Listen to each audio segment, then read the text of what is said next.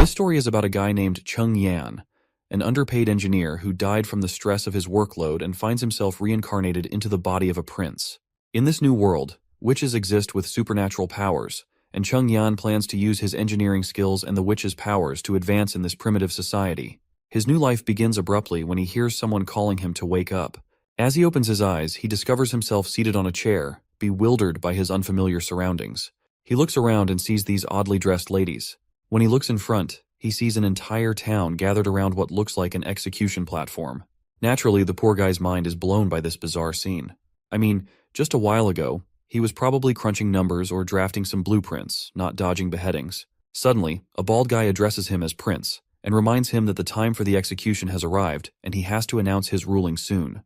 The boy remains clueless for a moment about what's happening, but when he focuses, memories of the body's previous owner flood his mind instantly. Apparently, he's the fourth prince of Grey Castle, known as Roland Wimbledon. He recalls his father assigning all his siblings to various territories under his control, with the promise that in 5 years, the one who governs best will inherit the kingship.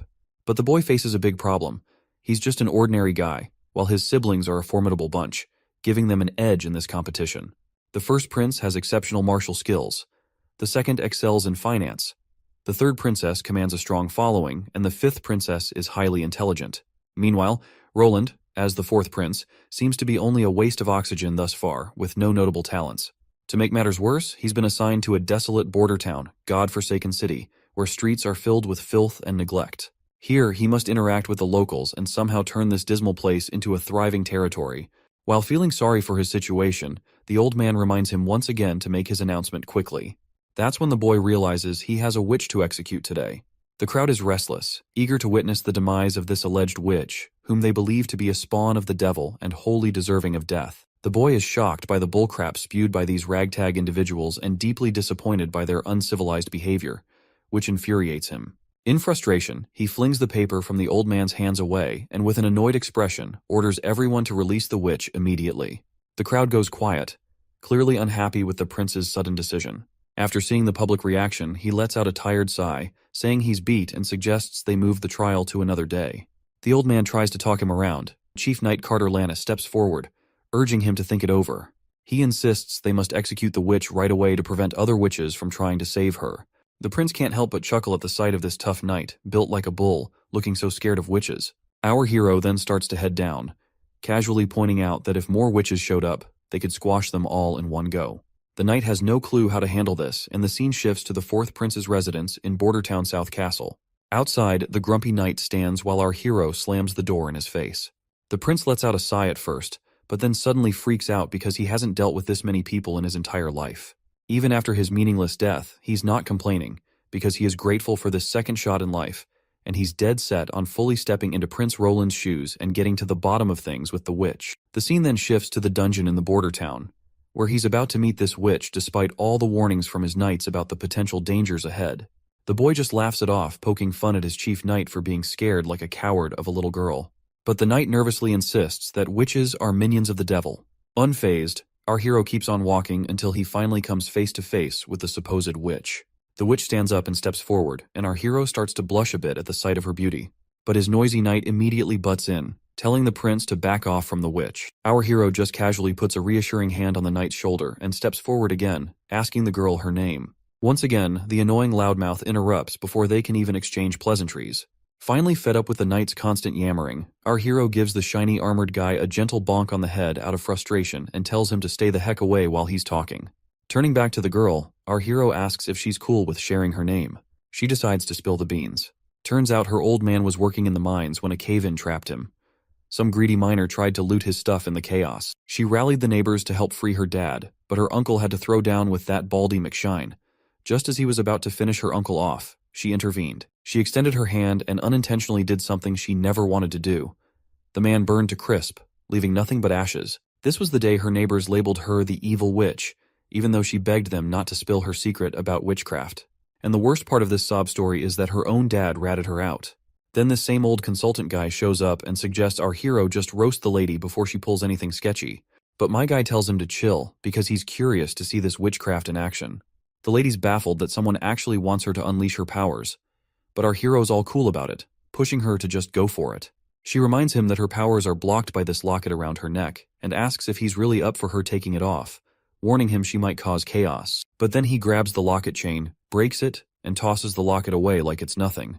"Show us your damn powers already," he tells her. And so, the fire starts to crackle around her, and this macabre dance of flames just leaves our hero's eyes wide open, and the entire prison cell lights up with the light. The prince freaks out while the woman casually strolls out after melting the prison bars. The knight bolts in the opposite direction, but our guy is just blown away by her fiery powers. Finally, he gets why his consultant said fire can't touch her, because she's basically fire herself. Once the flames die down, the former engineer in him sparks with a genius idea. He's not about to waste such epic magic without using it to revolutionize things. When she asks him to end her life because she's shown him what he wanted to see, he surprises her. He throws his coat over her burnt clothes and tells her she's hired. Prince Ronald, drawing on his past life knowledge, declares that she's essentially a perpetual motion machine, able to generate firepower seemingly out of nothing. However, not everyone shares the prince's visionary thinking. The consultant is utterly annoyed by Ronald's decision. He shouts, reminding him of the witch's ability to obliterate anyone with a mere gesture. Moreover, he warns that hiring her could attract the attention of the Witch Cooperation Association, potentially leading to their destruction. But Ronald dismisses the old man's concerns, instructing him to prepare a work contract. He then starts walking away, casually mentioning that he intends to establish a working relationship with the witch, Anna, and further orders the consultant to arrange accommodation for her as well. Back at the administrative office in Bordertown Castle, the old man reports he's taken care of everything as instructed, but he's not sure about sparing the witch's life. The prince cuts him off, saying not to question his decisions. To him, witches aren't some monsters, but the old man's still not convinced. That is when our hero lays it out straight, reminding him that Bordertown is a total mess, and he doesn't have his brother's riches or his siblings' smarts. So winning here is a long shot, and he's got to try something out of the box to claim the victory. The old man's impressed by the prince's determination and agrees to arrange a meeting with Miss Anna. Meanwhile, Miss Anna is getting a thorough wash and cleanup, and once she's looking all cute and tidy in some nice clothes, she's escorted to meet our hero. The knight shows our hero the cottage where Anna will be staying. The prince is pretty impressed with the cottage, especially since it was prepared on such short notice. Just then, the knight announces Anna's arrival. When our hero turns around, he sees her in a maid's attire, looking absolutely stunning. He's pleasantly surprised and amazed at how well the clothes turned out. He asks her if she's comfortable in her new outfit. But instead of being happy, she starts a tirade, questioning why he's giving shelter to a murderer like her, someone tainted with evil and loathed by everyone. The prince surprises her by stating that he doesn't see things that way. He dismisses all the talk about evil witches and devils' powers as nonsense. He explains that people are just scared because they don't understand her significance to society. He extends his hand, telling her he accepts her despite her flaws. He promises to teach her how to use her powers for good and to make a positive impact on the world. Once inside the empty cottage, Anna immediately starts practicing, unleashing her fiery powers. However, as flames scatter around uncontrollably, our hero realizes teaching her magic control is going to be tougher than he thought. On top of that, there's the issue that every time she uses her powers, her clothes get incinerated, leaving her embarrassed and naked. Both of them feel awkward, but our hero is relieved he had prepared multiple sets of clothes ahead of time. Just then, the old man bursts in with urgent news. While gasping for breath, he shocks everyone by reporting that their patrols have spotted signs of demon activity months earlier than expected this year. Of course, our hero has no clue about these months of demons, and seeing everyone terrified only piques his curiosity further.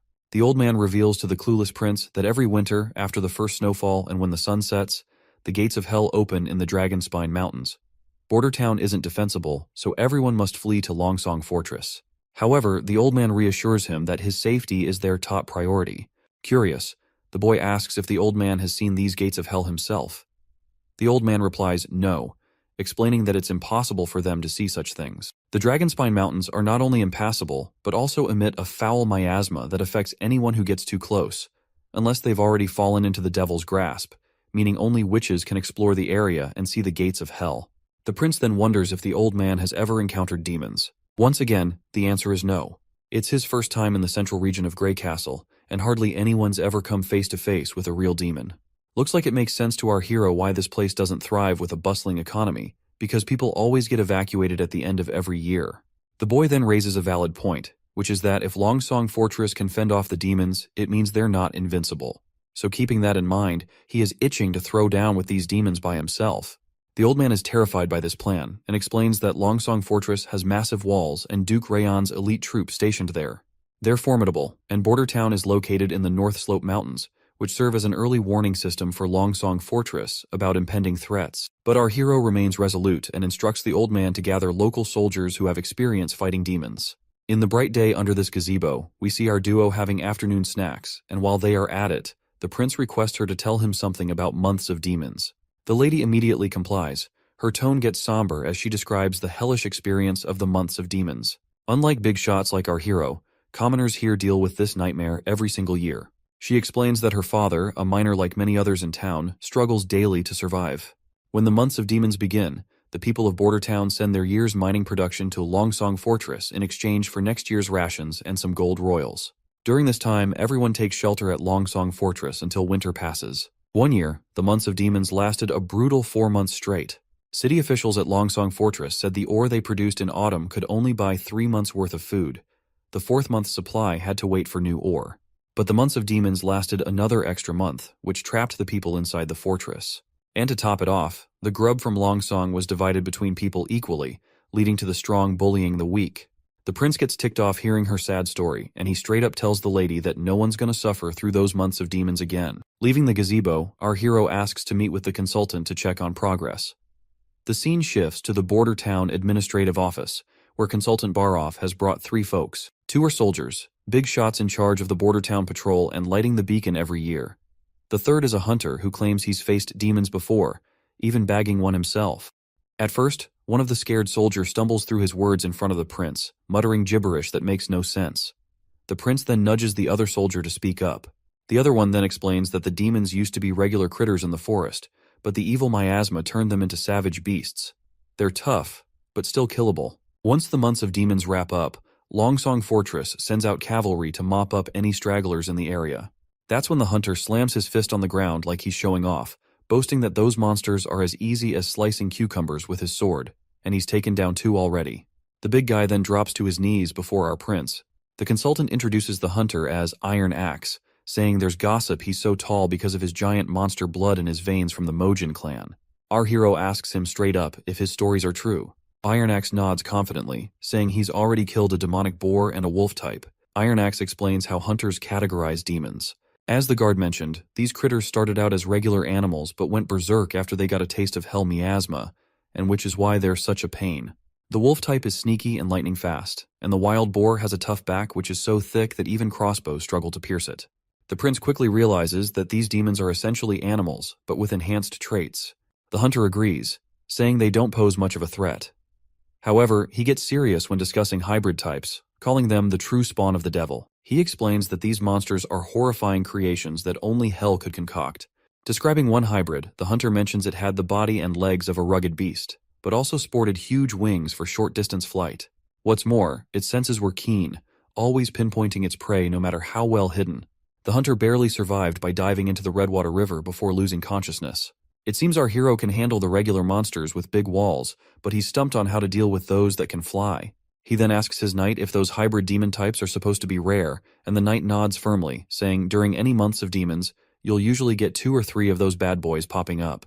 It's enough to give Longsong Fortress a serious headache. The boy finally connects the dots.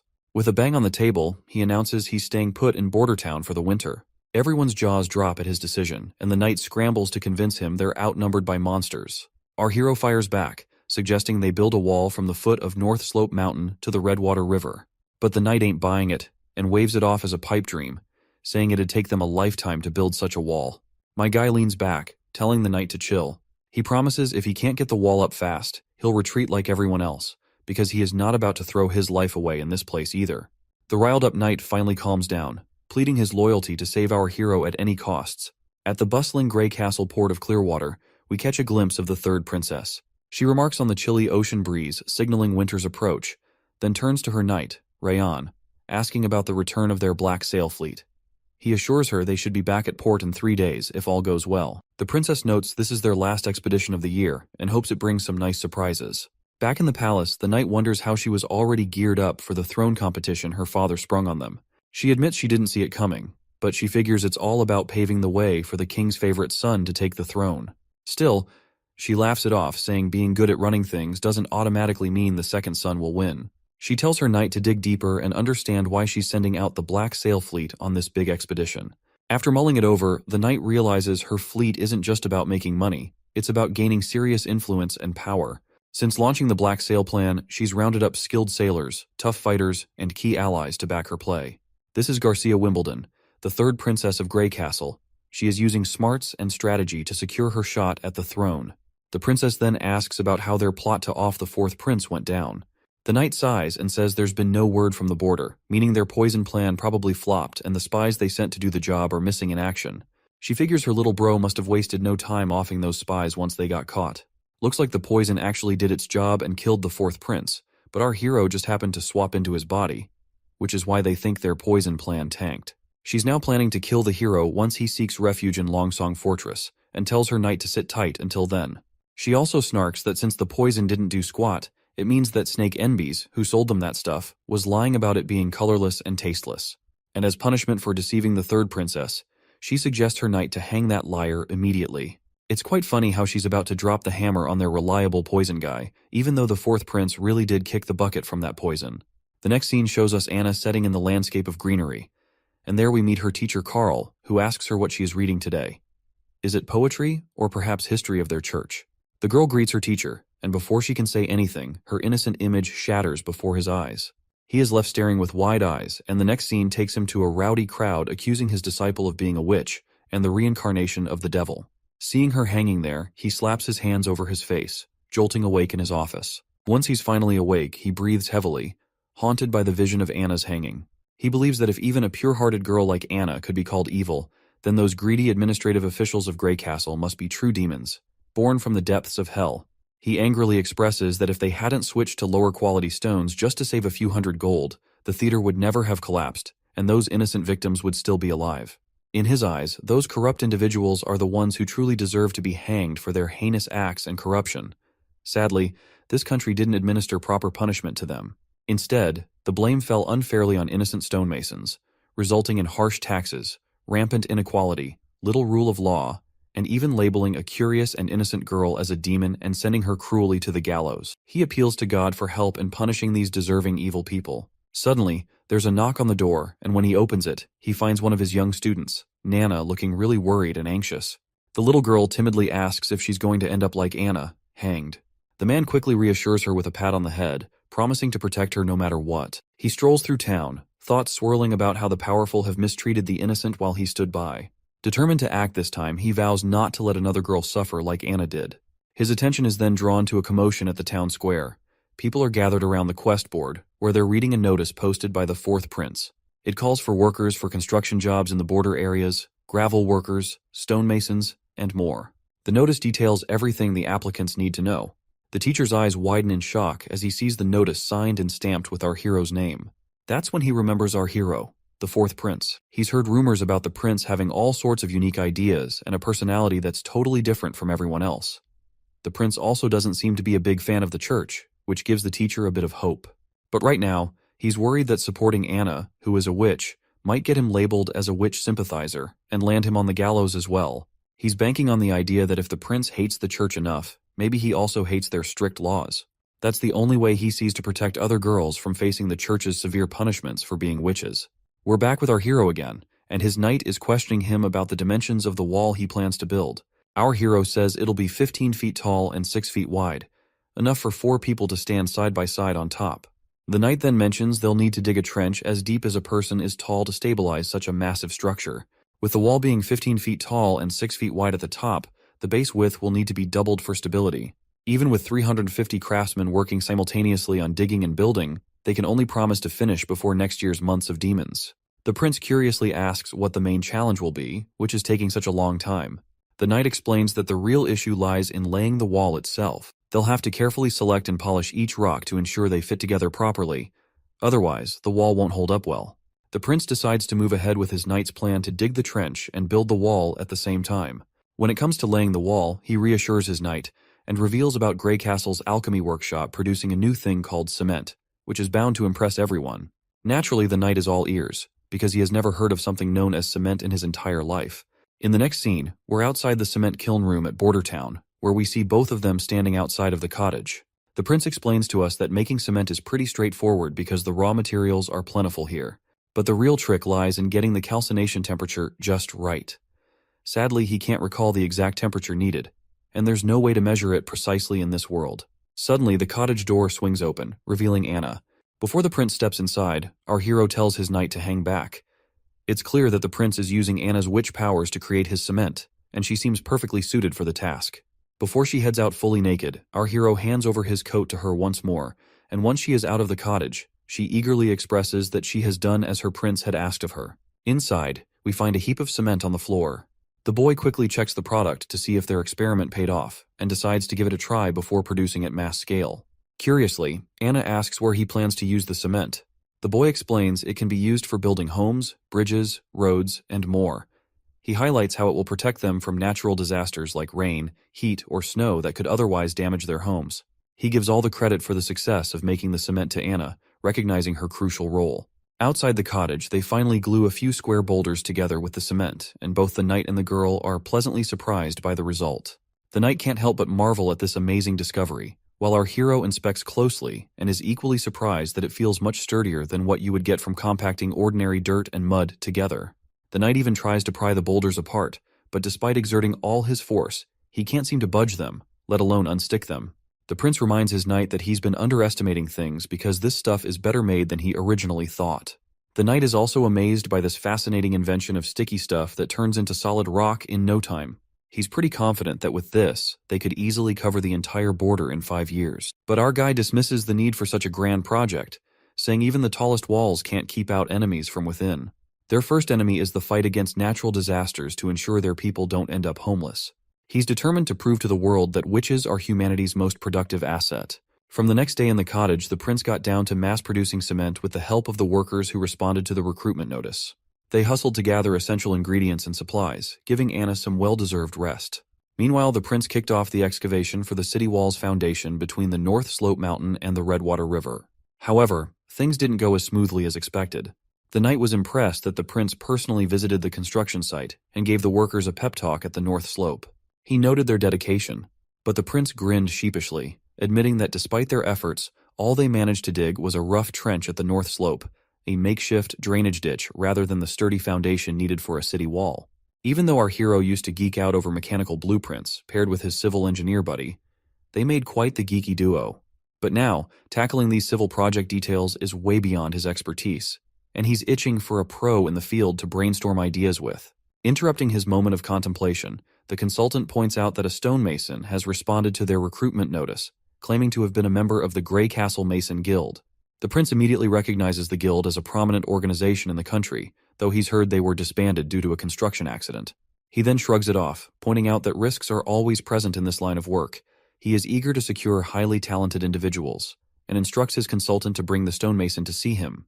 The next scene takes us to Roland's administrative office in Bordertown. Our hero lounges at his desk, idly passing the time, while Anna sits nearby, absorbed in a book. Finally, the knight arrives with the person our hero has been eager to meet. To our surprise, it's none other than the teacher who had been fretting about his little witches. Before the teacher can start extolling the prince, our hero cuts in, waving off the formalities and telling him to relax. When the teacher's gaze falls upon Anna, he looks completely bewildered, his mind clearly spinning.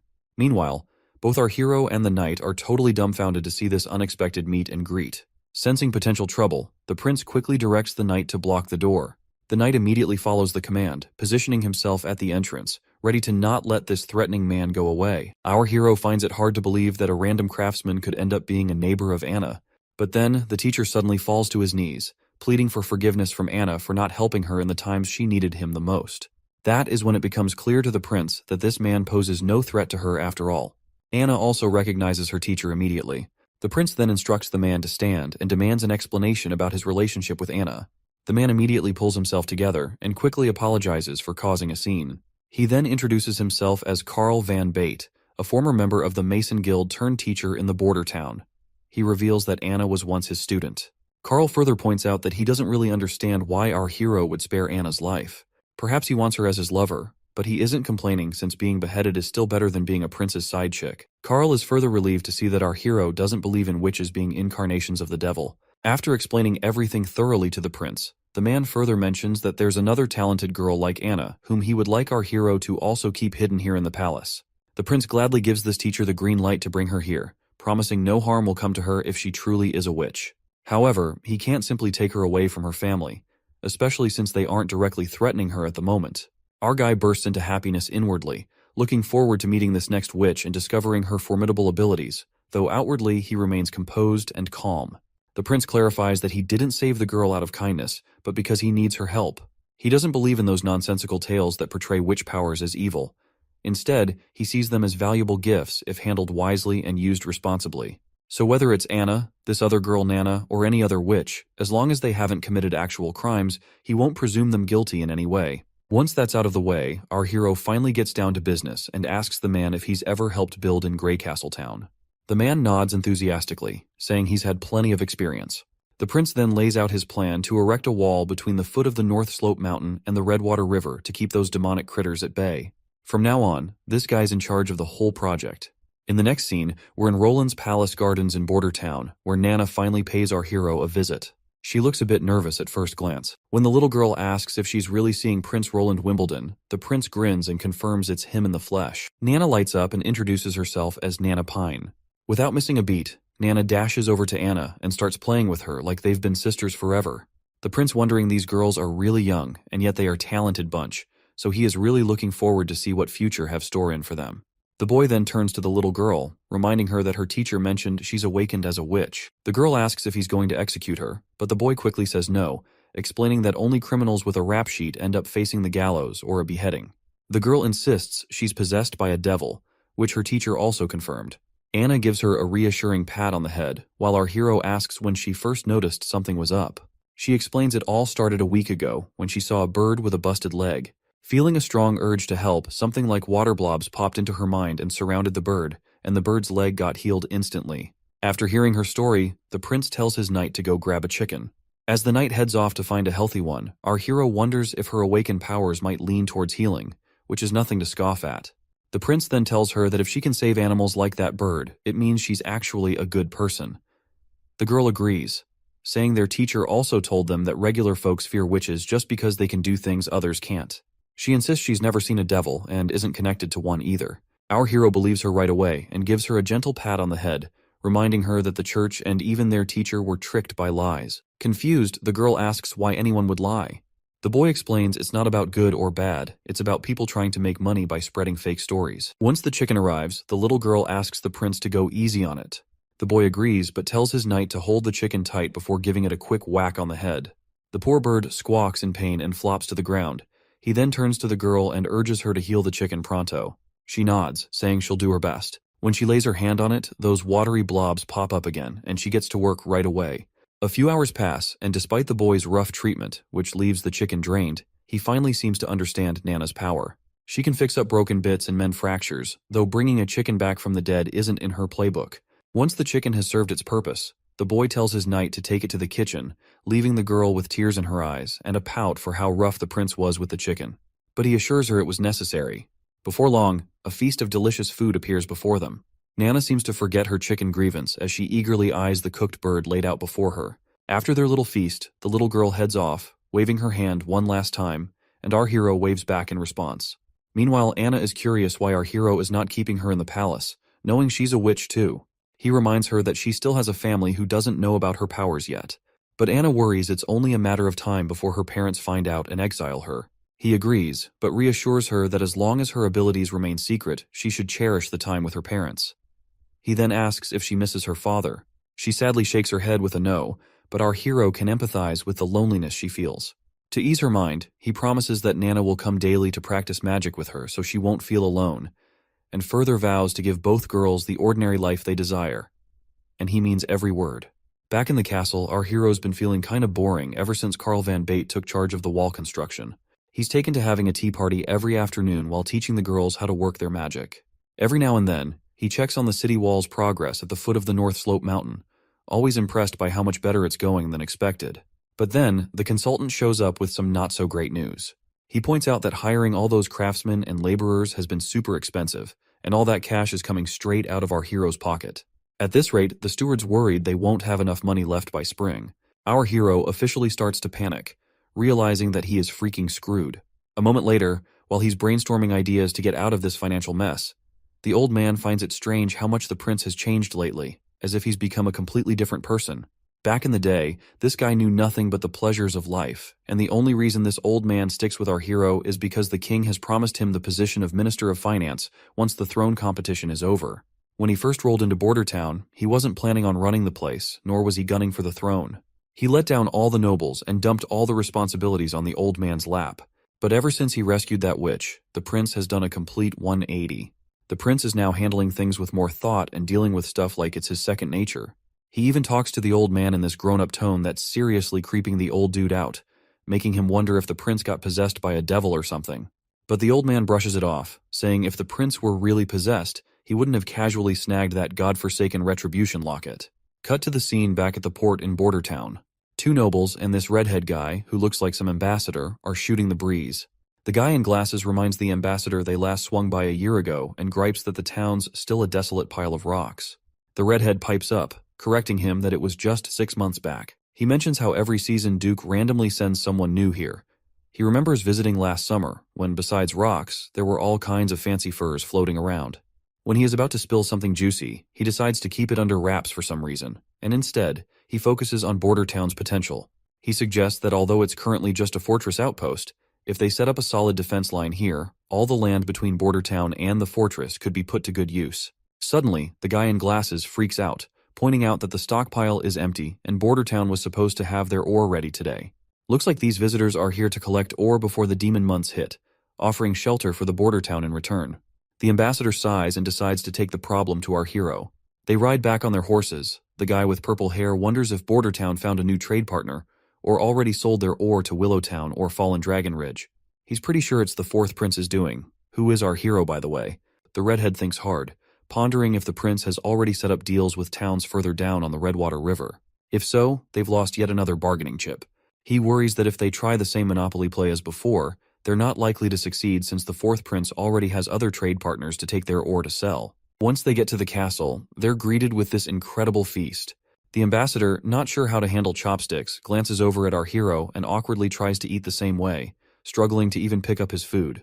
As his food flies off the chopsticks, the ambassador feels embarrassed, while the prince casually mentions that these sticks are easier and cheaper to make compared to forks, and once he introduces them to his town people, no one will have to worry about getting sick from eating with their bare hands. As the sun starts to dip, casting a golden glow over the castle, the prince is about to enjoy desserts after their impromptu dinner. Finally, the ambassador brings up the reason for their visit, pointing out that they came to collect ore as usual, only to find none at the dockyard this time. That's when our hero drops the bad news. There was a landslide at the North Slope Mountain recently. They've been trying to clear the rubble and resume production this month, but it looks like the mine won't reopen until sometime next year. The ambassador then asks about the production from previous months. Our hero simply shrugs and says it was lower than usual, barely enough to keep everyone fed. He adds that even if they manage to scrape together enough ore, it won't buy more than 2 months' worth of wheat. So, he suggests they totally revamp their deal. The ambassador looks worried and tries to reel our hero back in, apologizing for past screw-ups. He proposes that the 6 noble families of the fortress pool together to lend enough food for 1 month, promising they'll pay it back next year. But our hero isn't having it. He flat out says if they sell the ore to Willowtown, they won't owe anyone a thing. And here's the twist. The Willowtown is offering gold dragon coins in exchange for their ore.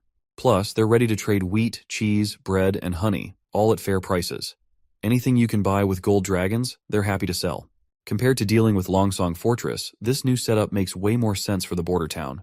Our hero asks the ambassador another question, pointing out if he even has enough influence to make that decision on behalf of the other families willing to lend 1 month's worth of food. Our hero quickly catches on that the ambassador is a member of the honeysuckle family, with this emblem being a dead giveaway. The prince acknowledges that the ambassador might be from one of the 6 families, but questions whether he can really convince Duke Ryan and the others to agree, or if he can guarantee it. Looks like our hero is hitting the nail on the head as the ambassador's face turns sour like a lemon. The scene flashes back to when the ambassador tried to reason with his father, arguing that the new ruler of Border Town, the 4th prince, definitely wouldn't agree to exchange his minerals and gemstones for some food and bread. He suggested buying from them at 30% under the market price, as they could still make substantial profits. But this bald machismo of a father confidently brushed off the concern, saying the sloth-like 4th prince would never handle Border Town's trade affairs. He believed they could continue swindling border towns' resources for mere bread and shelter. In the present moment, the redhead ambassador, after thinking it through, realizes our hero has a point. He couldn't even convince his own father, but still wants to try his best. So, the redhead takes the plunge and offers to buy the ore and gemstones from Border Town at 30% below market price.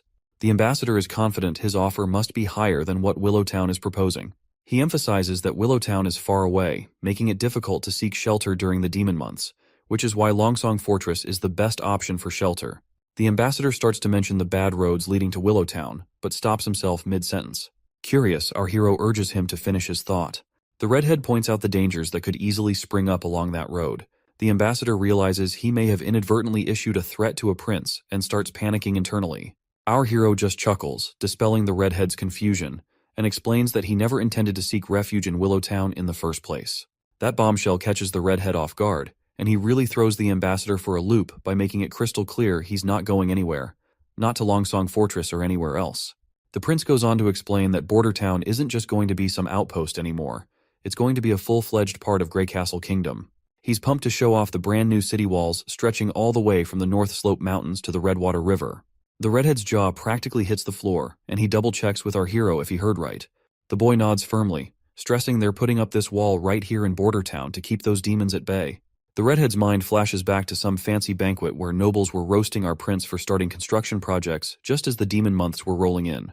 Everyone had a good laugh at what they thought was our hero's cluelessness. At first, the redhead figured it was all just rich folks teasing each other for kicks. He never imagined our prince was serious about this whole wall thing. What's really mind-boggling is how our prince, known for chasing pleasure and not much else, is suddenly taking charge of something so massive.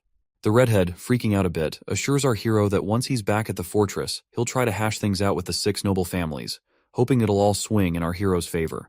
Now it's smack dab in the middle of the night, and our hero's feeling bummed that nightlife in this backwoods world is non-existent. People here hit the bed early unless they're up for clapping some cheeks. Even though he could easily bring someone over to liven up his night, he's got morals and won't stoop to anything sketchy. Out of the blue, someone sneaks up on our hero from behind.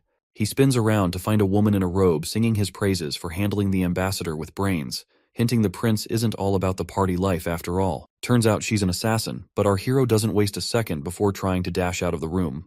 The woman throws her dagger, stopping him in his tracks, and reassures him she's only here to chat, telling him to chill out and not panic. The boy stops dead in his tracks, especially with that sharp dagger staring him down, and asks the lady who she might be. She drops the bomb that she has no name but goes by Nightingale, a nickname her sisters gave her for some weird reason.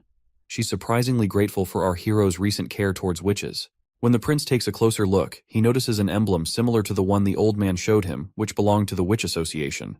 The lady gives him props again for his sharp mind, while our hero presses on, asking if she's here for Anna. He admits he has no clue how she knows about Anna, but still reassures the women that she is still alive.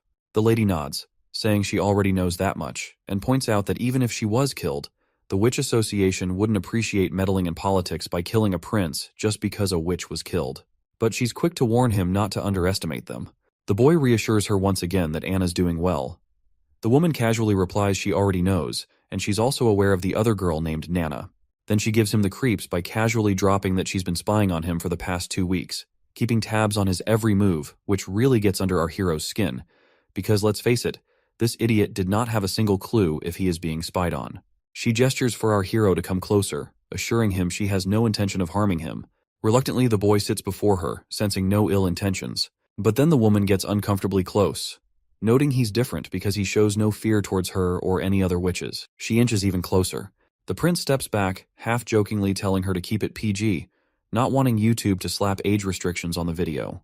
The lady finally withdraws her hand and gets straight to the point that she's here to take Anna and Nana. The boy immediately refuses without hesitation, insisting they're happy here and safe under his watch. But the lady argues they'd be safer with the Witch Association, where they will be treated like family by every member. But the boy keeps pressing on, noting that the Witch Association doesn't even have a fixed place to call home. He mentions how his soldiers stumbled upon one of their camps hidden in a forest about a month ago, and the tracks led north. However, in that direction, there are only endless mountains. The lady defends their choice, saying they're based in desolate mountains to stay safe from outsiders and dangers. But the boy isn't convinced, bringing up the lack of basic necessities there that would make life difficult for the girls. He also remembers what the old man told him about the association's goal, which is to gather all witches and find the holy mountains, where witches can truly be safe. He asks if the lady has the same goal in mind. Cryptically, the lady responds that she can't give him an answer. This annoys the boy further, as he insists he won't let the girls live in such barren lands where only demons could thrive. That's when a light bulb goes off in his head, catching the lady totally off guard with what he says next. He invites the entire witch association to come to Border Town for the winter, looking all pleased with himself as he tries to convince her it won't be much trouble to wait until winter passes. The lady reminds him that while the prince may not fear witches, the townsfolk will likely freak out. Plus, the church will pounce the moment they catch wind that witches are staying in Border Town. But our hero is adamant, and wants to show everyone that witches aren't evil, especially if they help the town get through the tough months of demons. The lady then mentions another reason why she wants to take both ladies, especially Anna, who's almost the coming of age. Of course, this point sails right over our hero's head until the lady confirms he heard right. She explains that most witches awaken around the time of the months of demons, or when the gates of hell supposedly open. Basically, coming of age is a witch's final stage, and a woman who hasn't awakened her powers by 18 won't ever become a witch. Once a witch comes of age, during the months of demons, demons take over their minds, causing unbearable agony. It feels like something's trying to burst out of their bodies, straining every vein and tendon to the limit. If they survive, they'll recover after 4 or 5 days, but for those who don't, it's a brutal death. That's why witches are seen as the devil's spawn, and their horrific deaths, mixed with church propaganda, make people think they're possessed by demons. The boy then asks what happens once they hit adulthood, to which the lady explains that their powers will stabilize and often get even stronger, with some even picking up new abilities. Our hero questions how valid this all is. Old records claim that witches find eternal peace on the holy mountain and are spared from demons consuming their minds. The lady admits there's nothing concrete about the holy mountain, it's only mentioned in texts. Taking her to headquarters might slightly increase her chances of survival. If witches could live freely without being hunted, the demonic attacks would be way less severe. The boy realizes that Anna and Nana are key players in his big plan, but he's worried about putting them in danger if he goes ahead with it.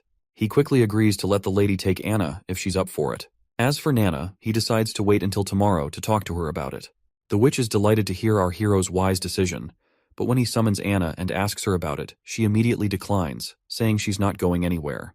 This shocks both adults, and the woman tries to reason with her, explaining that she can sense the demonic energy building within her as she nears maturity. She reminds Anna about the whole puberty talk she had with our hero earlier. Anna then reminds our hero how he promised her an ordinary life, but she couldn't care less about anything because all she wants is to stay by the prince's side. She's confident that the demonic energy won't stand a chance against her, and she's determined to survive the months of demons and conquer her puberty.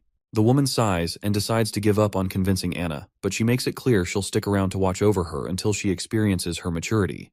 She thinks Anna is just a naive kid who doesn't understand the dangers. Of course, our hero doesn't like the idea of her keeping a watchful eye on him for the rest of the winter. Anyway, before the woman disappears, she comes face to face with Anna and talks about the hardships she's seen and the friends she's lost, vowing not to let Anna suffer the same fate. With those final words, she bids farewell to our girl and vanishes into thin air without a trace. Seeing her abilities totally blows our hero's mind. He's amazed by her assassination skills. Once they're alone, the boy gives Anna a reassuring pat on the head and tells her to hit the hay as it's already pretty late for her. The next day rolls around and our hero greets the citizens of the town with a cheery, "Good morning." He gathers everyone for an important announcement. He explains that almost 4 days ago, the ambassador from Longsong Fortress visited him to collect the already mined ore. However, everyone should remember that a month ago, the northern mining quarry collapsed, and production hasn't resumed since then. The community immediately panics because the last output was only half of the average, and they had to endure starvation and a lot of crap from Longsong. He then exposes the Longsong Fortress hideous act, saying he tried to get a loan and supplies from the ambassador, but the guy shut him down hard, just like 2 years back. People freak out again, fearing starvation once again. He reminds them of the time when food was so scarce that many lost family, siblings, kids, and more. He asks them how long they want this cycle of loss to continue. The crowd starts begging him to save them, and he nods positively, swearing he won't let his people fall into that pit again. After a dramatic cough, he drops the bomb, which is that 2 months' worth of mining would have bought them enough food for almost a year, but those Longsong jerks never played fair. The whole crowd starts to seethe at Longsong Fortress for taking advantage like that. So, our hero explains that he traded his stones for a bunch of food from Willowtown, enough to keep everyone fed through the winter. Just as folks start celebrating and feeling relieved, he puts a pause on the party vibes. He reminds them that cutting ties with Longsong means they're committing to sticking it out in Border Town for the winter. That news sets off another round of worry, but the boy quickly shifts gears, reminding everyone about the wall they're building. He boosts their spirits by saying demons aren't any tougher than the beasts in the forest and won't be able to scale their wall no matter how hard they try. Then he gives them a choice: either seek refuge to starve in Longsong Fortress or stand with him to protect their families. He asks if anyone's up for joining him on the wall to fend off monsters, promising good silver coin rewards for those who help out. And if the worst happens and someone doesn't make it, he pledges 5 golden coins to their family. The whole crowd gets fired up by his speech, and suddenly everyone's geared up to face whatever comes their way with determination and grit. The atmosphere in Longsong Fortress is lively with laughter echoing through the entire castle. People seem to be having a good time poking fun at our hero's decision to stay put in Border Town and build a wall. One guy, sporting a solid mustache, jokes that our hero would probably stack some rough rocks together, throw in some dirt and mud, and call it a day. He is sure that eventually our hero will come running back to Longsong, and they can further exploit him when he's desperate. However, the leader of this committee doesn't seem to dismiss our hero as lightly as the others. He asks for the ambassador's take on the matter. The redhead, bewildered at first, mentions that their original plan was to maintain their monopoly as usual, and as long as they purchase ores from our hero at 3 times lower than the market price, it's a good deal for them. But our hero has other plans. He's not just looking to sell the ores to only Longsong Fortresses. He's willing to cut the price of ores by half, aims to stimulate higher demand and thereby increase overall production capacity and revenue for Border Town. This approach is a strategic move to foster economic growth and sustainability in the region, and because of that price cut in ores, the Longsong Fortress will be able to earn much more than they earned in the past. Additionally, he intends to manufacture iron tools, which he believes will fly off the shelves no matter where they were sold, making an additional stream of income. However, those aren't the only things to think about. If our hero can hold off the demons at Border Town, it's good news for Longsong too. They won't have to keep dealing with those pesky beasts every year. Plus, the throne squabble is only 5 years long, so if Border Town flourishes afterward, Longsong could end up with the kingdom's 3rd biggest slice of land. The red-headed guy suggests that Longsong should pitch in to help our prince build the wall and defend Border Town. He figures it'll pay off in the end. The old man agrees with the redhead's practical sense but calls it typical merchant thinking. To this white-haired fellow, it's not about whether Border Town succeeds or fails. He just doesn't want to share his turf with anyone, prince or not. The next day, Chief Knight's face was priceless when he laid eyes on the contraption our prince had been tinkering with. True to form, he showered all the credit on Anna, who'd helped with welding the metal parts. The prince couldn't contain his excitement over his latest creation, which is a steam engine. He hugged his beautiful invention tightly, seeing it as the first step towards ushering humanity into an industrial revolution fueled by a new energy source. 5 minutes later, the knight still looked baffled, trying to wrap his head around how the machine worked. When Anna fired up the furnace below, the cogs and gears started turning, and soon enough, the wheel began spinning faster and faster. Watching the mechanical parts move left the knight completely awestruck. It was his first glimpse of the natural power the prince had been talking about, which is a force equal to the strength of 10 knights combined, and this innovation promised to save a ton of manual and animal labor. Training a knight took 15 years, but building a contraption like this stove only took 3 days. The knight found it fascinating that it didn't need feeding, didn't care about weather, and was impervious to arrows or blades. Seeing this, he started to wonder if traditional knights were even necessary in a world with such machines. The boy was totally stoked to see his farming game jump forward by a few hundred years. Later that night, our hero swung open his bedroom door and found the assassin lady once again, deep into studying the blueprints he'd made. He gave her a bit of a hard time for spying on him and just waltzing into his room unannounced. But the lady just chuckles, pointing out how the 4th prince was rumored to be a total flop with a lousy personality, yet his inventions were master class. She wondered if those blueprints were for the stove he'd cooked up recently, but the boy was feeling kinda down and out, watching her toy with his secret plans he had kept locked up tight in his office. Seeing her impressed, he attributes all of the credit to Anna once again, and explains that the machine could be used for anything needing a lot of muscle, like getting stuff around or making stuff. The lady smiles upon hearing this, and lets our boy know that she'll be keeping these blueprints, since there are many witches in the association who can make good use of firepower. As she tucks them into her robe, the idiot's eyes accidentally drift over her cleavage, and he stumbles over his words in embarrassment, telling her he didn't give permission for that. She just smirks and says she already has something as payment, tossing a document at him she pulled from her chest. The boy eagerly grabbed it and tore it open, only to find it addressed to his servant Tyre. The letter sternly instructed Tyre not to repeat the same mistake and was ordered to eliminate the prince during the months of demons. The boy's mind races, recalling how Prince Roland used to exploit her whenever he could, and our hero feels deeply unsettled by these memories. The woman then tells him she snatched it from one of the pigeons, mentioning there wasn't any signature on the letter, but she thinks it might have been sent by one of his siblings. So she asks if he's cool with her digging deeper to find out who's behind these orders. He gives her the go-ahead, and she strikes a respectful pose, saying she'll be taking the blueprints as payment. The next day, he's still hung up on last night's letter when the knight shows up. The guy drops to his knees and spills that Tyre kicked the bucket last night. Apparently, she took a tumble from her balcony, and there weren't any signs of a struggle, and the guards swear they didn't see anyone come or go. The boy's visibly bummed out and tells the knight to have the head servant handle the situation. Once the knight had left the room, our hero called the assassin lady back, and she showed up right on cue. She quickly spilled the beans that the servant had killed herself the moment she laid eyes on her. The boy couldn't hide his disappointment, muttering that he figured she'd know how to handle such things. The lady countered, saying she had tied Tyre with ropes up tight, but the wily servant had stashed poison in her fake tooth, and once she died out of poison, she threw the servant from the balcony to make it look like an accident. Even though her interrogation had hit a dead end, she whipped out another note from her cleavage and revealed that this is what she found out in her apartment. With a sly grin, she points out that the sender called Tyre Big Sister and mentioned a seaside view a lot. She hints that there's a chance the third princess from Clearwater Port might be the one pulling the strings. She suspects Princess Garcia Wimbledon might be holding Tyre's family hostage, using her as a pawn to eliminate our hero. Judging by how Tyre chose to end things, it seems she was trained for years before being assigned here. The boy feels deeply disappointed that his own siblings are so quick to eliminate each other for the crown. Suddenly, the woman leans in close to our hero's ear and whispers that she has to go because someone is coming their way. The boy blushes a bit, maybe catching a peek of her assets straining against her shirt, before she disappears into thin air. Just then, the old consul shows up with some good news. A bunch of folks have volunteered to take on the demons during the demon months. This puts a big grin on the prince's face, and he decides he needs to go see it all for himself. But before heading there, the old man genuinely asks if he really intends to have these regular folks go up against the demons. Once outside, our hero also feels bummed out and sees that the consultant's worries were legit. These people don't look like fighters. They seem more like street thugs. On the other hand, the knight is all gung-ho about how he picked these folks based on what our hero wanted. But looking at these poor souls with their frail bodies, it's clear this knight totally missed the mark.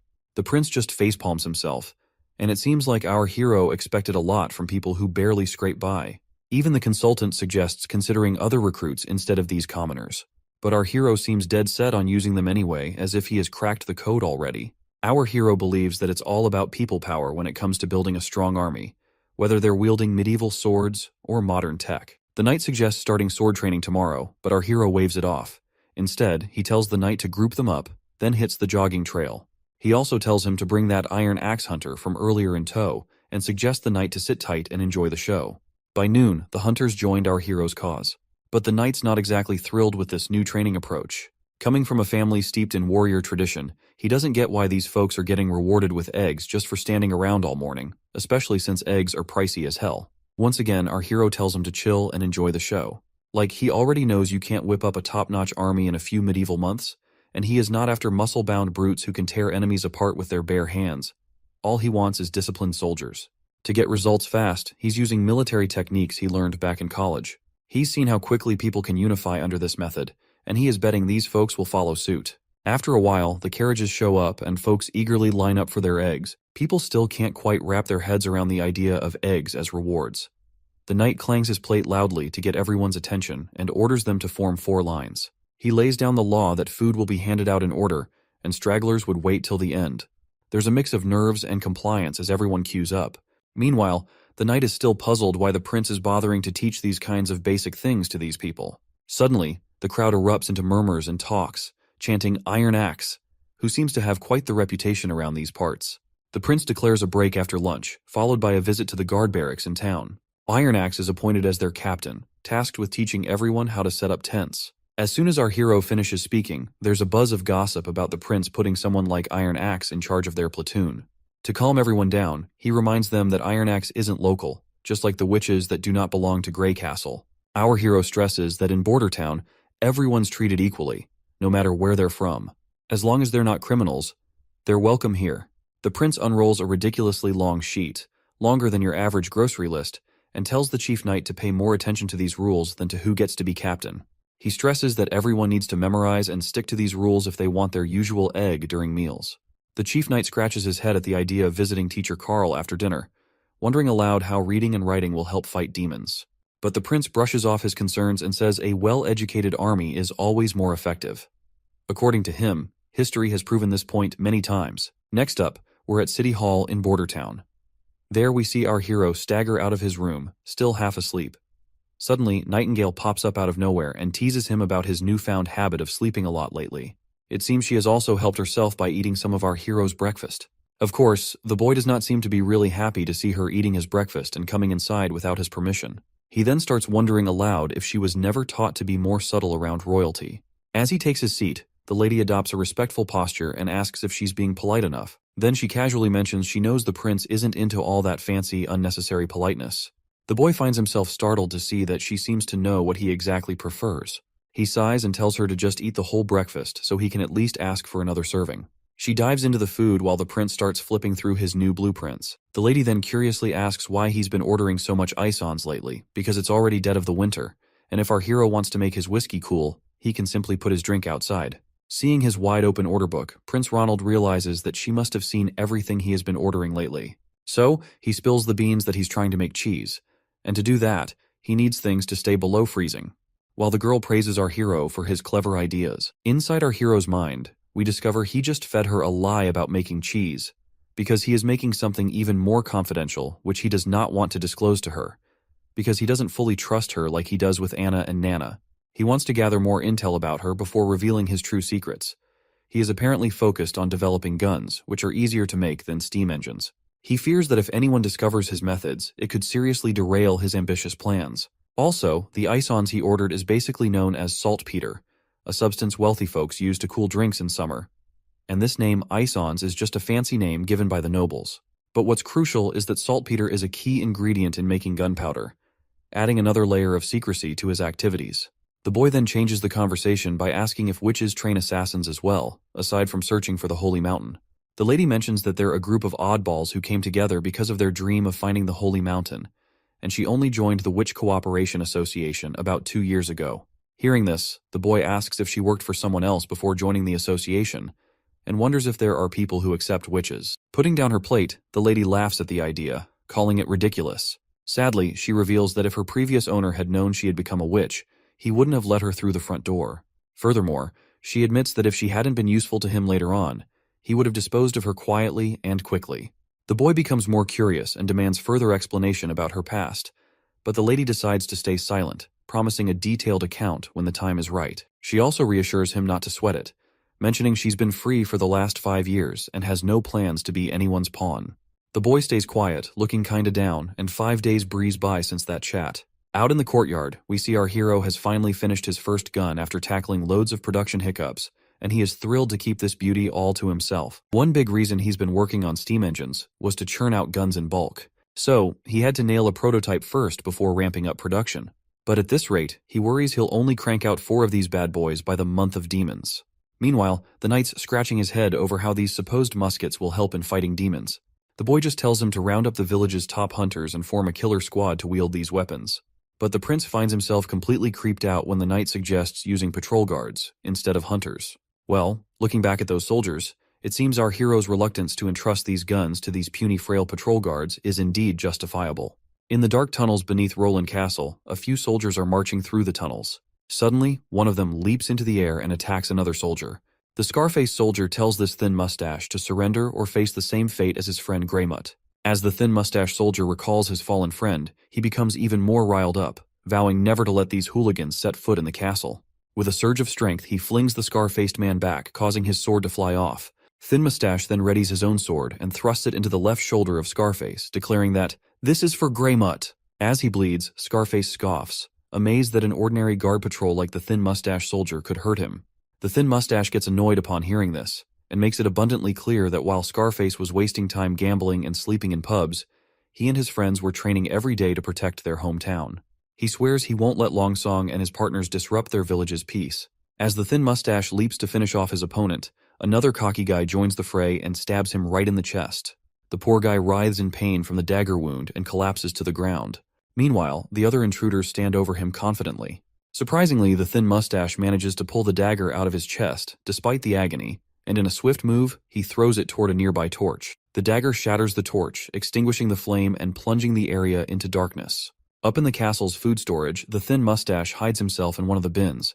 He's certain these infiltrators are here to attack the food supplies. If they succeed in spoiling all the food, the border town will have no choice but to evacuate to Longsong Fortress. The soldier starts feeling disappointed in himself for not being able to protect a vital food bank while their prince is busting his butt for this town's progress. All of a sudden, his face goes terrified as the door behind him swings open, revealing those rowdy soldiers once again. One of the intruders grabs the soldier by the collar and throws him to the ground, telling him to quit running and surrender to Duke Ryan's demands. In case you forgot who Duke Ryan is, he's that white-haired guy who doesn't want our hero anywhere near his territory. The soldier stands his ground despite the threat, boldly stating that his prince will definitely foil Duke Ryan's plans. The intruders just scoff at the idea, laughing off the prince's abilities. Then, the leader tells his lackeys to take out the soldier and mess up the food while they're at it. Without hesitation, a lackey smacks the thin mustache guy hard on the head. Before losing his consciousness, the poor soldier wonders if this is how he will meet his end. But it seems fate has other plans, as Nightingale suddenly arrives on the scene. She questions the intruders if they're enjoying themselves in someone else's territory, but warns them their party is about to get shut down real quick. The intruders demand to know who she thinks she is. Nightingale coolly replies she's just a local from the border town. She questions why these clowns are here and suggests they look like sewer rats creeping out of the drains. Looks like those intruders do not realize how deep in shit they are, and their leader tells his crew to just take down this mysterious lady. But she just smiles, and in a flash, she swings her hand, and suddenly bodies are hitting the floor. Our soldier watches with bleary eyes as this mystery person swiftly takes out the intruders. Before he can even figure out who she is, he drifts off into unconsciousness. The next day rolls around, and we find the intruders' bodies scattered in the food storage. The knight inspecting the scene is scratching his head. He's trying to piece together who could have taken out these guys. He knows the thin mustache guy couldn't have done it with his injuries. The most likely scenario is some outsider jumped in without needing any backup. Their moves were so slick, the enemies didn't stand a chance. And there's no mess left behind. No blood or barrels knocked over. Not even a scratch in the place. Suddenly, he's thinking there must be someone with serious sword skills around. He starts feeling proud of his clan's history and their knack for knightly arts. The soldier gives his report. The autopsies are done, and they've identified the corpses. 8 were from our town's guard, and 1's still a mystery. The chief knight asks about the survivors. The soldier says Captain Brian's getting special healing, but Scarface got tossed in the dungeon and locked up. The knight tells the soldier to wake Scarface pronto for interrogation. Meanwhile, the prince feels annoyed that he hasn't made any real progress yet, and these guys are already trying to bring him down. But he's thankful Nightingale swooped in and saved the day. Nightingale reassures him that those intruders couldn't have gotten to him anyway, with Anna sleeping right under his floor. That's when the prince gets an idea. He proposes that Nightingale become his secret bodyguard, offering her a gig that pays better than Anna's. A sweet place to live with a garden, 2 days off each week, and paid vacations. But even with all those tempting perks, she politely turns down his offer, explaining she can't leave the association and her friends there. The prince suggests bringing everyone to town since there's plenty of space after the construction. He assures her there won't be any discrimination, and they can live freely. Once again, she declines, saying she'll think about it in the future, leaving the prince feeling a bit awkward after being turned down. Moving on, the boy asks if she safely sent Nana back home after healing the soldiers. She confirms she did, mentioning Nana was scared when she saw the injured soldiers. But that's not surprising.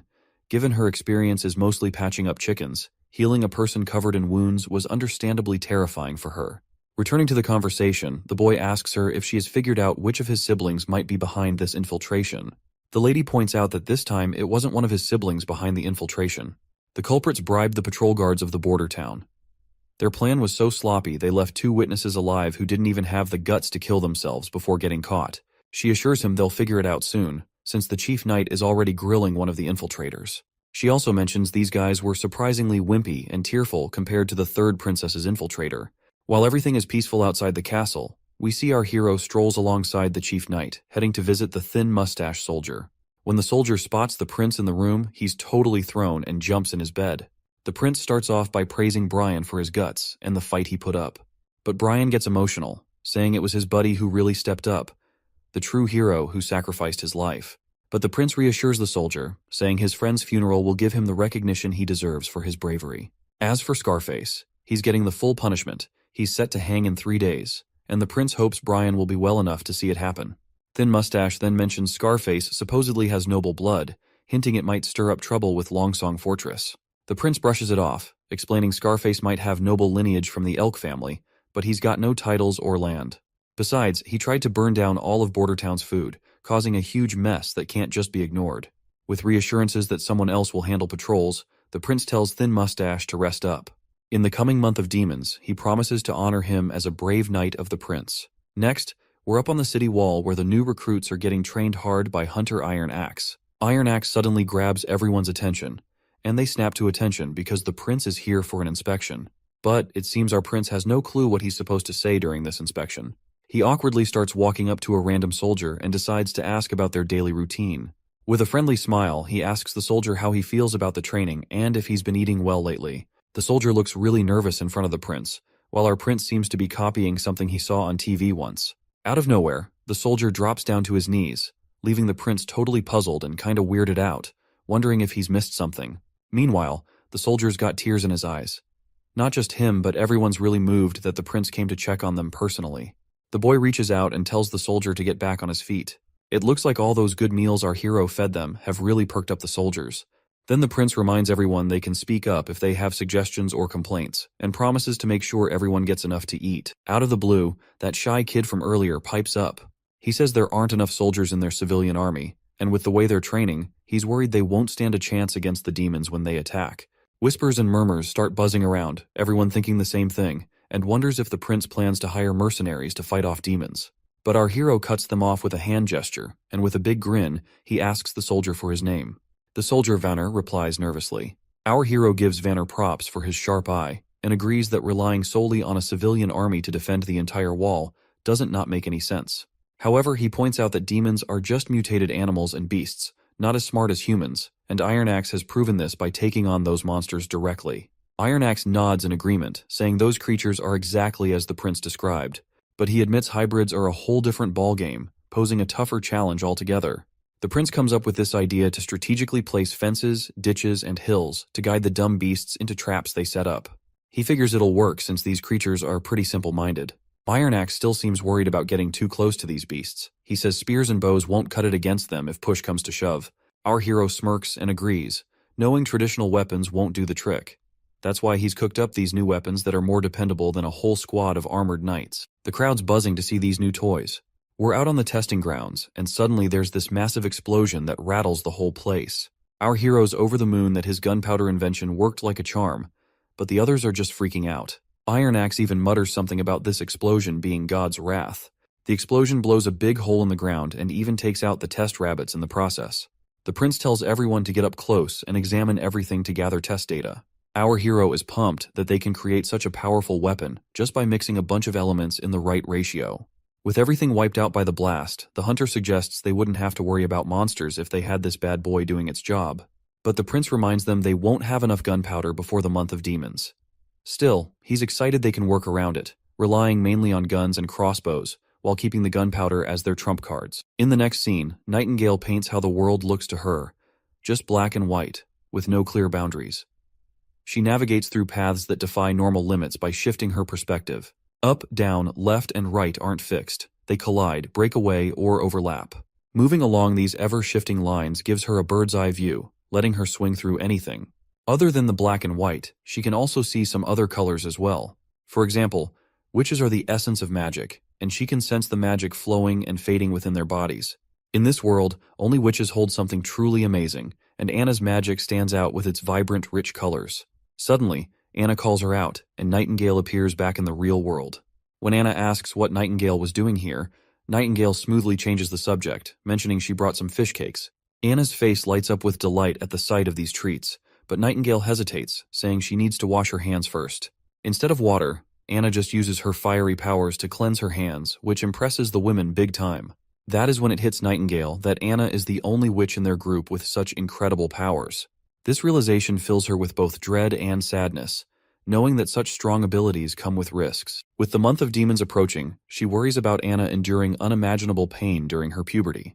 Nightingale gently suggests that Anna should join the association, where other witches can support her. She assures Anna that everyone would be thrilled to have someone as powerful as her among them. But then Nightingale's tone turns serious as she admits to Anna that she might not make it through this winter. Anna then asks Nightingale where she lived before joining the association, Nightingale replies that she used to live in a big city to the east, not too far from the capital. Anna then follows up by asking if Nightingale was happy back then. Nightingale's mind immediately flashes back to her past, recalling herself feeling miserable, locked up with shackles and a power-suppressing locket. Instead of answering directly, Nightingale turns the question around and asks Anna why she wants to know. Anna opens up, sharing that she had a tough life in the slums of Border Town. Her father sold her to the church for 25 golden coins, and it was our hero who freed her from those chains. Now Anna feels genuinely happy to be where she is. Nightingale gently reminds Anna that leaving the castle isn't an option due to how witches are hated by others, but Anna remains optimistic, trusting the prince to change things for them. Suddenly, their chat gets cut off when Nana storms in, slamming the doors before her. She's in tears and rushes to hug Anna, blurting out that things are about to hit the fan for her. Meanwhile, our hero is deep in slumber, dreaming of heroic exploits, and that is when Nightingale rudely wakes him up. She's absolutely livid, informing the sleepyhead that Nana's father is on his way and suspects she's a witch. Shocked to hear Nana's secret is out, the prince rushes into action, hoping he now has a shot to keep Nana in the castle. He wonders how the nobleman will react when he finds out his daughter is a witch. Will he plead with the prince to let her stay and keep her secret? When our hero finally steps outside, reality is far from what he was imagining. Nana's dad is fuming, demanding the immediate return of his daughter. After they settle into their seats, Nana's restless father calls her over to him.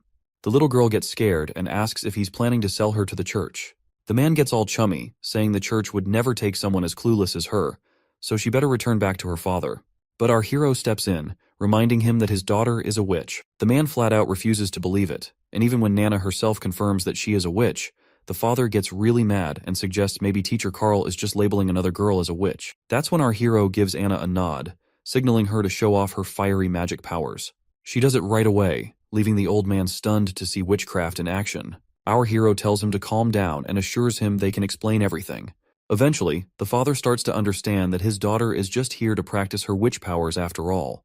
But our hero feels creeped out by the implication that her father was thinking of him as a pedophile for calling little girls into the castle. The boy then gets down to business, pointing out that Nana has healing abilities that could be invaluable in Border Town during the months of demons, to aid in healing the injured. However, the dawning father, Mr. Pine, politely declines, concerned for his daughter's safety if she stays here. Our hero reveals that opportunities often come with dangers, mentioning that from what he's heard, Nana's grandfather and Mr. Pine's father were courageous knights. The Pine family's noble lineage comes from their grandfather's heroic deeds. Mr. Pine agrees, and proudly recalls how his father once faced down an incredibly powerful demon and actually defeated it. He even has the demon's massive horn hanging over his fireplace to prove it. But then our hero points out how the Pine family is not as prestigious as it was before. Pine family is just a working-class citizens now, to which the father sadly admits. He then notices Pine's rough, calloused hands, proof that Mr. Pine hasn't given up on his warrior spirit and still trains daily to sharpen his sword skills. So, he cleverly suggests that Pine join in defending the border, promising to grant him enough land to become a true noble. Despite this tempting offer, Pine isn't willing to take the risk and prefers to send Nana to Longsong Fortress rather than see her in harm's way. Our hero reminds him that Longsong Fortress isn't as safe as Border Town. The church has eyes and ears everywhere there. If the truth about Nana gets out, not even he could protect her. He promises to prepare a small boat for a quick retreat to Longsong in case of trouble, ensuring Nana and Anna's safety. Finally, the old man puts his faith in the prince, nodding respectfully and pledging his loyalty to fight for our hero's cause. Everyone breathes a sigh of relief and smiles, but Anna pouts, showing her anger toward our hero for even considering sending her away. She makes it crystal clear that she's not going anywhere. The next day, the old constable shows up looking really worried that they've blown all their money on weapons and army training. He's fretting that if things keep going like this for a few more months, everyone's going to starve for sure. The boy facepalms himself and gives him permission to use his savings for their budget. The old man agrees but grumbles it won't solve their long-term problems. Our hero shrugs and says if the defenses fail, they'll evacuate the town as soon as possible, then sends the old man off to do as he's told. Once the constable's gone, the boy feels pretty crushed after draining every last penny he'd saved up, and if the border defenses still fail, he's screwed. Then, his mood perks up when Nightingale shows up again. The woman immediately points out that he had lied to the old man about leaving the town. The prince immediately admits his lie, because he does not want to spread distress among the already terrified townspeople. Nightingale advises him to spend his time with Anna, instead of stressing over politics. She shares her fear that Anna might not be around much longer, but the boy insists she will survive, because she has promised to beat those demons at all costs. Nightingale wonders how he can trust a witch cursed by demons. The boy just shrugs and says he believes in her, and further points out that he also trusts Nightingale as well. The woman just stares at our hero's poker face and realizes he's not lying. He casually points out that he doesn't lie without a good reason. Suddenly, they hear a commotion outside. Nightingale glances out the window and gets visibly anxious, noting that it's snowing. Winter has arrived. The boy decides to check on Hunter Ironaxe and his progress. At the shooting range, Ironaxe is using the guns and hitting bullseye after bullseye. The prince shows up and asks about the training. Ironaxe lights up like a kid, enthusiastically mentioning that he's nailed all the basics he was taught. The prince isn't surprised, because being a warrior through and through, Ironaxe has been able to master any weapon given to him. The man praises this iron pipe of the gods for its insane power. He grits his teeth, saying if he had this pipe when he fought that hybrid monster, it wouldn't have stood a chance. Ironaxe drops to his knees, overwhelmed that the prince entrusted such devastating power to a humble hunter like him, and promises not to let his prince down. The prince then checks in with his chief knight, Carter, asking how things are going. The knight looks a bit serious and mentions they could really use more than just the 2 guns they have. Our hero gets it and assures him that 2 more guns are already in the works and should be ready soon. He admits they rushed the gunpowder development because the months of demons are finally here.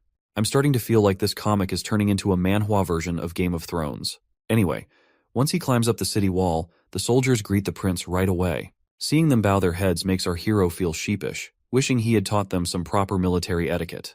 The hunter points out that there aren't many demons after the first snow, but our hero tells him to stay cautious regardless. Suddenly they catch a sight of something, and there they see a demon in a distance. The soldiers start to panic, and one of them even asks if they should sound the alarm. Our hero tells the soldier to decide for himself, since he has more experience after their training. Finally, the soldier decides not to sound the alarm and puts his bow down. Our hero is relieved to see that his training of these soldiers is paying off, because dealing with the presence of the demon should be handled with caution instead of acting on impulses. The beast starts walking toward the wall, picking up momentum. The prince squints his eyes and gazes closely, wondering if it's a mutated fox. The hunter agrees, pointing out that the animal has recently been possessed, so it's not that threatening. The wolf gears up to jump over the wall, and the hunter quickly gets ready for the attack. Chief Knight Carter steps forward, shielding the prince. Just as the beast lunges at them, the hunter lets loose an arrow that flies through the air and instantly brings down the beast. The prince peers down to see the creature lying dead on the ground. The knight lets out a sigh of relief that they avoided a close encounter. Meanwhile, our hero notices the strange black blood and can't help but wonder why it's like that.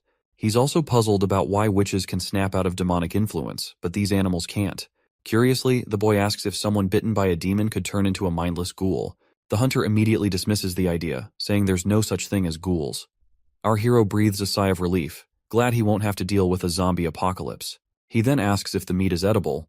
The knight started to freak out upon hearing this, and questions why the prince would consider eating cursed meat. The hunter agreed, recalling how he once fed a chunk of demon flesh to hunting dogs, which led to their deaths immediately. The boy sighs in disappointment, thinking it's a total waste of good meat. Both the knight and hunter are shocked that the prince was actually considering eating it, but our hero immediately reminds them how scarce food has gotten, and it would have been great if they were able to chow down on the meat they were about to hunt down. Suddenly, a soldier barges in, blurting out that someone's hurt. Apparently, it's not one of the regular guards, but a worker from the northern mines. Next thing you know, Nana's sitting alone when Nightingale suddenly pops up, asking if she's bored. The little girl jumps a mile after getting scared out of her wits, and the woman quickly apologizes for scaring her like that. Nightingale then mentions that Anna's still busy working, and might be back soon. Nana asks if Anna's still tackling those dirty mounds, and Nightingale nods in agreement. Nightingale then sits down on the chair and grabs Anna's tea out of habit without her permission. It seems Nana is feeling a bit down because of her new job. The prince has assigned her to heal the wounded guards. It's not that she's unwilling to do the job, but seeing the injured soldiers traumatizes her. She wants to overcome her fear to keep using her abilities effectively, and wishes she were as courageous as Anna. Suddenly, Nightingale spots someone coming, and a soldier bursts in with urgency, telling Nana to come downstairs pronto, because there's a badly hurt patient who needs her help. Down in the infirmary, the injured man screams in agony, begging his prince to relieve his excruciating pain. Seeing the soldier there, desperate for his life, makes our hero anxious as he wonders if this man's burns are from the steam engine malfunction in the northern mines. Nana arrives at the scene, trembling in fear as she approaches the burned miner. Her father gives her a reassuring pat on the head. Nana gulps down her fears, calming herself immediately, and declares that she's ready to proceed. Once the curtains are drawn around her, she takes a deep breath, summons her magical ability, and begins healing the man. Shortly after, the injured man is completely healed, looking as fresh as a freshly picked cucumber. Meanwhile, the father is really amazed and proud of her little girl after witnessing her healing abilities for the first time, and calls it nothing short of a miracle. Knight Brian happily mentions it's all thanks to Nana that he's also back from the brink of death. The prince freaks out upon hearing this and quickly tells Brian to keep it down. He reminds him that when Nana healed him, she snuck out without her dad knowing, and he doesn't want to deal with her angry father. Now that the injured man is awake and fully healed, he can't believe he's actually alive. Prince Roland assures him it's real, and proudly reveals that Nana, who is one of the witches, saved his life. Later that night, when our hero gets back to his room, Nightingale greets him and asks why he had to spill Nana's secret so early. And that's when we flash back to the moment when the miner is shocked after learning about Nana's true identity. He starts freaking out and reminds everyone about witches being devils. But her dad got annoyed real quick and set him straight that his daughter wasn't involved with any devils, and she was the one who saved his life. Out of nowhere, the miner sits up and drops to his knees in front of the little girl, apologizing big time for his earlier words and thanking her deeply for saving his life. Back in the present moment, our hero reflects that it was the perfect time to reveal her as a witch, considering how well it all played out. Plus, if they're going to use her powers against demons in the coming months, hiding her identity as a witch wouldn't have been an option anyway. He also stresses that since the church folks have already left for Longsong Fortress, there is no one to bully his girls.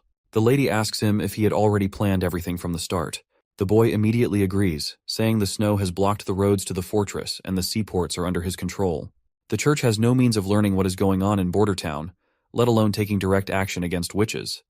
This gives him a sweet 3 months to change public opinion about witches being the reincarnation of evil. He points out how Nana is now seen as an angel instead of a villain in the eyes of the soldiers she has recently healed. They can continue using her power to heal everyone, which will help boost everyone's morale. Once they remove prejudice from the civilians' minds, everyone will be happy. Nightingale has no clue what our hero is trying to achieve by all this, so she asks him why he is doing so much for the witches. Our hero reminds her once again that his border town does not discriminate by origin, and someone as loathed as witches should live on this land like every other person. The woman's eyes widen hearing our hero's big plans, and it's clear she's got something important to get off her chest. She admits she wasn't straight with our hero before. The prince is taken aback by this revelation, and the woman starts explaining how her sisters in the association have been moving around for ages, losing hope along the way. All they want now is a safe place to be happy, even if it's just a castle. At first the boy is confused by her confession, but then he's stunned to realize she's actually open to bringing all the witches to the border town. But she quickly brings him back down to earth, warning him that if witches come to the castle, he'll be facing off with the church. The boy reassures her, saying the church's main headquarters is far away. Even if they find out about witches leaving the border town, they won't march all the way to Grey Castle just for him.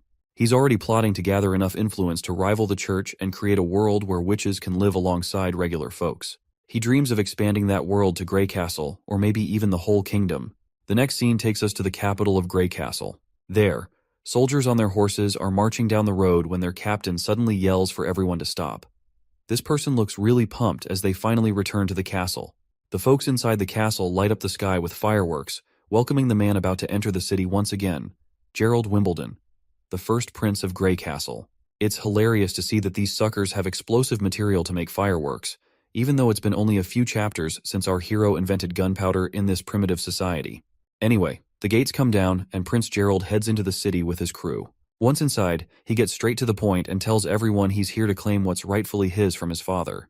3 shady characters show up, bowing before their prince and reporting that they've already done what they were tasked with. Prince Gerald then asks if they've managed to switch out the royal guards of the king as planned. The lackey admits there's been a snag in the plan due to some issues, and they've only been able to replace the guards in the king's chamber. The man waves off the concern, saying as long as he and his crew can get into the castle, they're good. The lackey quickly reassures him that there won't be anyone stopping their entry. The old man then mentions that Prince Gerald's fate star, the Heaven Star, is leaving the equinox and will be gone from this hemisphere in about 4 months. He asks if Gerald remembers what that star activity symbolizes. Gerald's mind drifts back to childhood memories of playing with his younger siblings. Then, he snaps back to reality and admits he already knows what those stars mean. This means he's ready to break the rules of the challenge their father set for them, and Prince Gerald will be taking the throne of Grey Castle. Outside the king's room, the prince catches a weird odor and asks his lackey about the strange smell of blood. The old guy explains that the king had called for a servant girl who noticed the staff change when she left, so they had to get rid of her. Seems like things are getting interesting because the king hasn't been around women since their mother passed away. As he's about to enter, the old man points out there's no guard patrol, making it easier to move around. The prince scoffs that he's not sneaking in like a rat. He's here proudly to discuss inheriting the throne with his father. But if talking fails, he'll try something else. He grips his sword and leans toward the door. The scent of blood just gets stronger. Once he takes a peek inside, he finds blood and smashes through the door. Inside, he discovers his brother standing there, and the third king of Grey Castle, Wimbledon, lies dead with a dagger in his chest. The assassin behind this is Timothy Wimbledon, the second prince of Grey Castle. Seeing his older brother, Timothy claims he didn't want to do it, but had no choice. Just like the first prince had no choice other than to come here. Almost instantly, a bunch of soldiers pop up right behind the first prince and surround him, catching him off guard. The older brother asks his younger sibling how long he'd been planning this. Timothy explains that the decree their father set was like a chess game. He admits he planned to play by the rules, but the third princess started playing dirty. He also points out Gerald as a dirty player, suggesting the first prince wouldn't have rushed all the way across the kingdom to the capital without a heads up from his astrologer lackey. Seems like his lackey has also betrayed the first prince, though the old man clarifies he never lied. When the heavens move from the equinox, it symbolizes a seeker who's lost their way, but also foretells downfall. The first prince gets annoyed and yells at his younger brother, reminding him how he was the favorite son, given all the advantages by the king. Yet he killed their father. In response, Timothy grins shamelessly, pointing out the first prince's hypocrisy, since he was also there to kill the king if talking didn't work out. The first prince trembles, probably after seeing his brother dropping truth bombs so brutally. He asks Timothy if he intentionally lured him here to get rid of him as well. Timothy just shrugs, saying he didn't plan to confront their sister just by staying put to kill his older brother. He's kinda impressed their sister also saw all this coming before the decree was even written. Timothy goes on to explain he wants to end this royal decree early because his Valencia city isn't like their sister's Clearwater port, which is breeding warriors like rabbits. He needs an army, a big enough one to challenge her sister, and that's only possible if he's rocking the Grey Castle crown. The first prince gets furious and charges at his brother, but the soldiers quickly intervene. One of them strikes him from behind with a spear, forcing him to drop to his knees in front of his younger brother. Timothy devilishly informs his brother that he'll be framed for killing the king and labeled a murderer, and he will face the guillotine for his crime as well. The soldier pins the first prince down, but he keeps protesting, asking if Timothy even has the right to judge him, and vows to expose Timothy's crimes to everyone in public. But Timothy has covered all his bases. He's prepared a potion called the Silencer. Once someone drinks it, they won't be able to utter a word. After executing his brother, Timothy plans to play the grieving role perfectly. With no one else in line for the throne, he'll become king without breaking a sweat. He further tells his brother to curse his sister for the terrible fate he's about to face, while the first prince's mind flashes back to a memory once again, and the soldiers start dragging Gerald out of the place. The cunning fox who betrayed the first prince starts calling Timothy king, declaring that the crown is already his. Timothy gives the man a verbal high five for a job well done, but then he pulls out a presumably poisonous pill and tells the man to swallow it if he doesn't want to be betrayed later. Timothy looks at his father, gritting his teeth in frustration at seeing him dead before his eyes. The scene flashes back to the past when Timothy reported to the king that Gerald was on his way to the capital with intentions to forcibly take the crown. Timothy asked if the king had a plan to prevent this. The king just grinned manically, leaving the boy confused. In the next moment, the king pulled out a dagger, swung with all his force, and thrust it into his own chest, dying immediately before Timothy's eyes. Right in the middle of things, Timothy is pissed off, trying to figure out who's stirring up trouble in the fight for the crown. He's dead set on finding that bastard and showing them what happens when you mess with royalty. Looks like the women who visited the king earlier must be involved in this mess. In any case, we're back at the border town castle where everything's been pretty smooth lately. The steam engine prototype in the mines got fixed up, no accidents, and demons haven't been causing trouble either. Our hero's been chilling out, brainstorming how to boost the town's economy and fill up his empty wallet back again. But then, bam! His peaceful moment gets crashed by the knight barging in with bad news. A massive horde of demons is swarming outside the walls. Down at the border, below the wall, a bunch of monsters are howling their heads off. Up above, the soldiers look freaked out at the sheer numbers. And let's not forget Vonner. He was just a regular miner who ended up joining the army just to eat damn eggs. One of the beasts charges at the wall and directly hits HTE wall, leaving the entire wall shaking. And that also did quite a damage to the wall, but the monster immediately falls to the ground and the wolf-type monster starts marching down. Hunter Iron Ace quickly tells everyone to gear up their spears. As soon as the wolves are right on top of them, the terrified Vanner gathers his guts and stabs those beasts at the captain's command. One of the wolves manages to climb up, but the captain swiftly whips out his gun and blows the monster's brains out. With the immediate threat dealt with, Iron Ace tells everyone to stay focused and keep an eye on what's ahead. Suddenly, a soldier screams as they're attacked, their belly pierced deeply. Seeing their guts spill out terrifies Vanner to his core. The knight and the prince finally arrive at the scene. The knight tells Vanner to chill out and remember his training. Once the soldier regains composure, he snaps back to his senses and orders the others to take the injured soldier to the hospital while everyone else holds their ground and fights off the demons beneath the wall. The prince can't help but smile at the sight of Vanner showing such discipline. He's glad that all that egg-eating didn't go to waste in training the civilian army after all. Suddenly, something catches their eye on the ground, something so freaky that even our hero starts to freak out. The hunter, equally spooked, quickly pulls out his gun, saying they've officially stumbled onto trouble for the day. Our hero's mind is spinning at the sight of this behemoth, a disgusting creature that seems to break all the rules of biology. He never thought he'd come face to face with such a mutant monster. The soldiers rain arrows down on the behemoth, but it's like shooting toothpicks at a tank. The arrows just bounce off its thick, mountain-like shield. They look to their leader, asking what the heck they should do next. Meanwhile, the monster keeps stomping along, each step rattling the whole dang ground. Realizing they need more firepower, our hero tells his crew to get their muskets ready. When the monster gets close enough, they start blasting away, but it's about as effective as trying to stop a T-Rex with a water gun. The soldiers start freaking out when even the muskets can't do squat against this monster. The prince quickly tells them to chill and orders Vice Captain Vanner to round up some guys and grab dynamite from storage. After dishing out orders, he tries to get everyone to listen, but bam! The giant behemoth demolishes the wall they busted their butts to build. At this point, the prince is pretty darn sure they're screwed.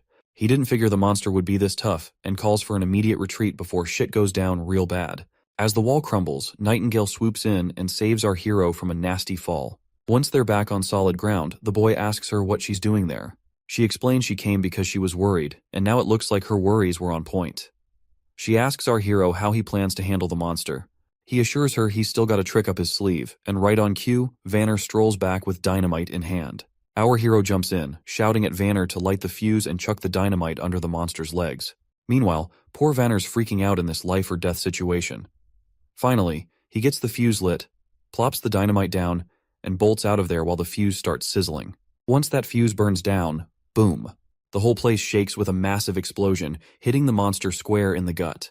Everyone starts busting out victory moves as they watch the monster crash lifelessly to the ground. The prince is grinning like he just aced a test. But their celebration is cut short when they spot more beasts roaring back at them, even though they're just regular old critters. But they are in numbers. The soldiers scramble to get their shields up, and our hero is standing there clueless and panicking. The boar suddenly lets out a roar and charges right at their group. One soldier, lying on the ground, can't believe his eyes as he sees this girl stepping into the fray. But this ain't just any girl, it's Anna, and she's no ordinary lady, and you better get that to your head. Anna stares down the monster, showing no fear. She taps into her powers and throws fire right at the boar. The flames hit the mark, roasting the boar alive. Our hero's jaw drops, totally caught off guard by what he's seeing. Our hero feels like a complete idiot for never thinking about Anna's role on the battlefield beyond her building and town projects.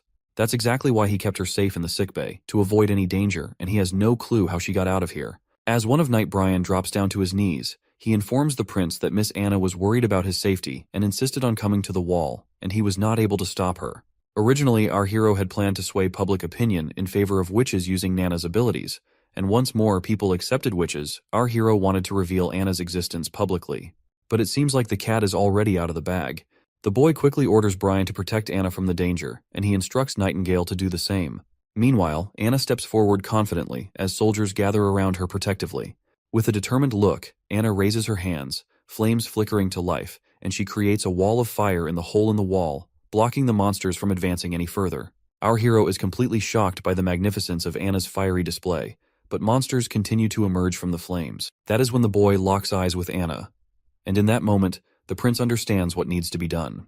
He immediately grabs the gun from the knight's hand and begins shooting down the monsters, aiming straight for their heads.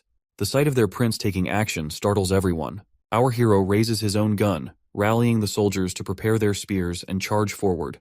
His crisp voice fills the atmosphere as he commands them to protect their wall and their border town. The crowd really gets fired up to protect their town, and everyone is ready to take those critters down. After a while, the last wolf standing takes a bunch of arrows and drops lifeless to the ground, finally letting the soldiers savor their victory. The knight is totally blown away by their successful defense of the turf. But then, the prince suddenly remembers Anna, and he starts losing his shit because he's been so busy commanding that he almost forgot about her. He's worried about how he'll explain all about her being a witch to the civilian army. As he frantically looks around for her, he notices something surprising.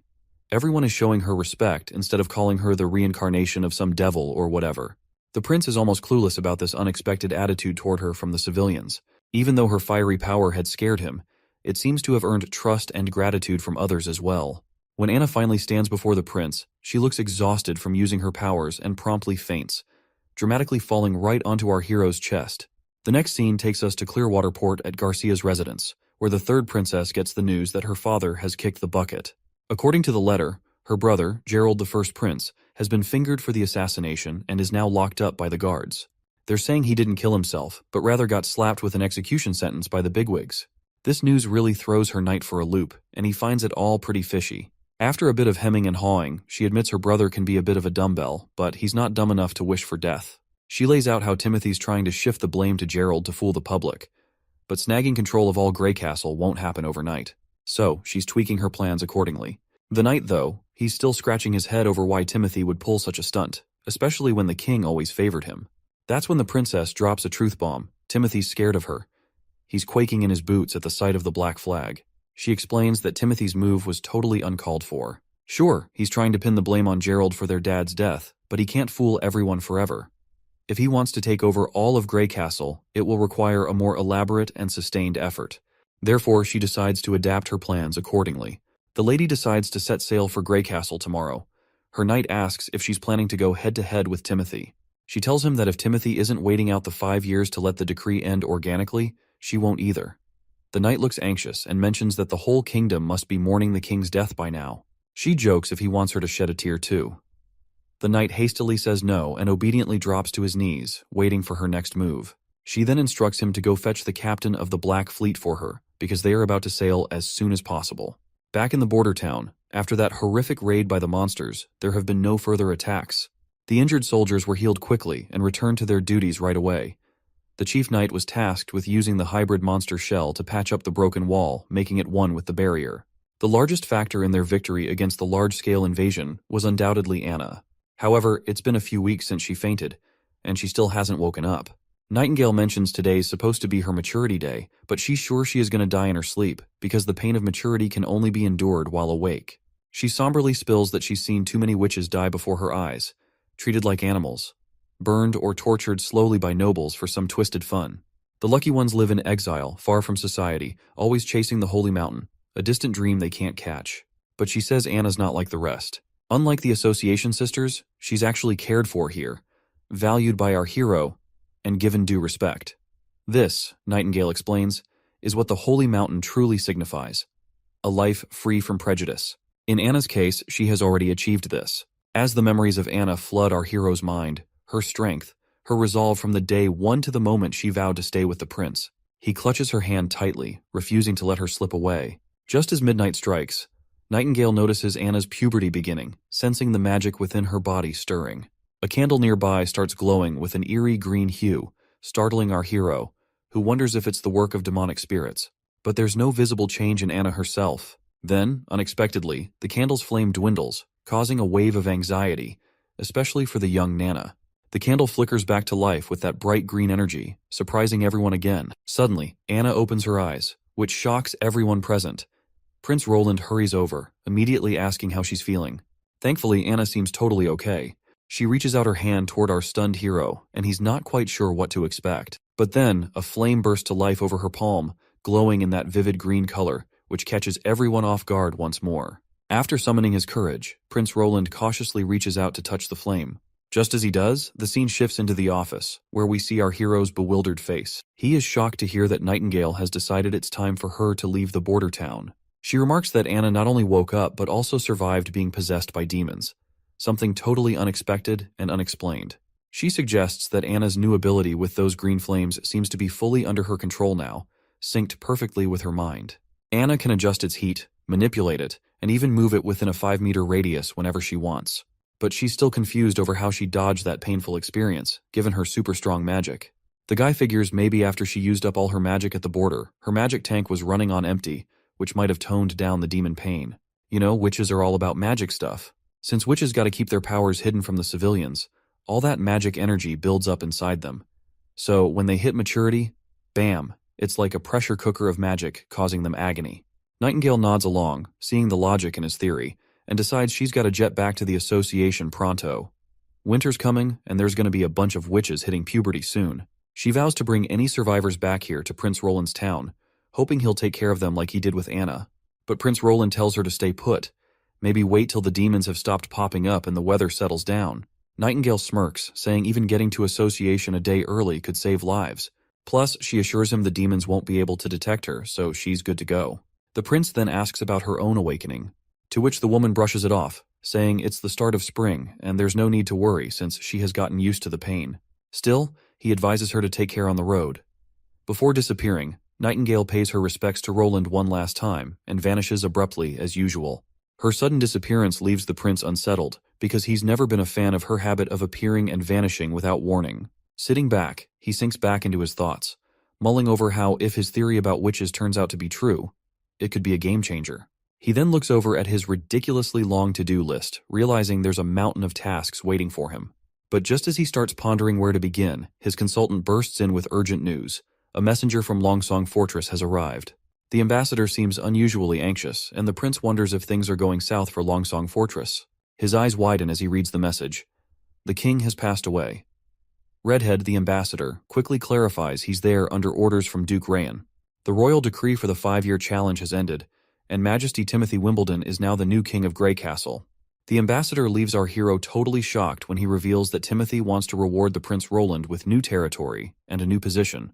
A moment later, the consultant expresses his grief over the king's death at the hands of the first prince and asks what they should do next.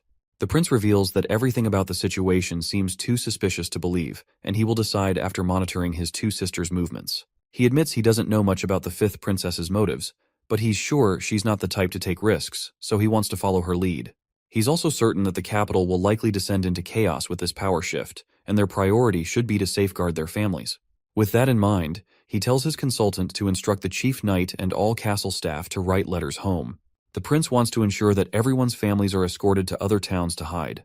The consultant expresses his gratitude for the prince's careful consideration.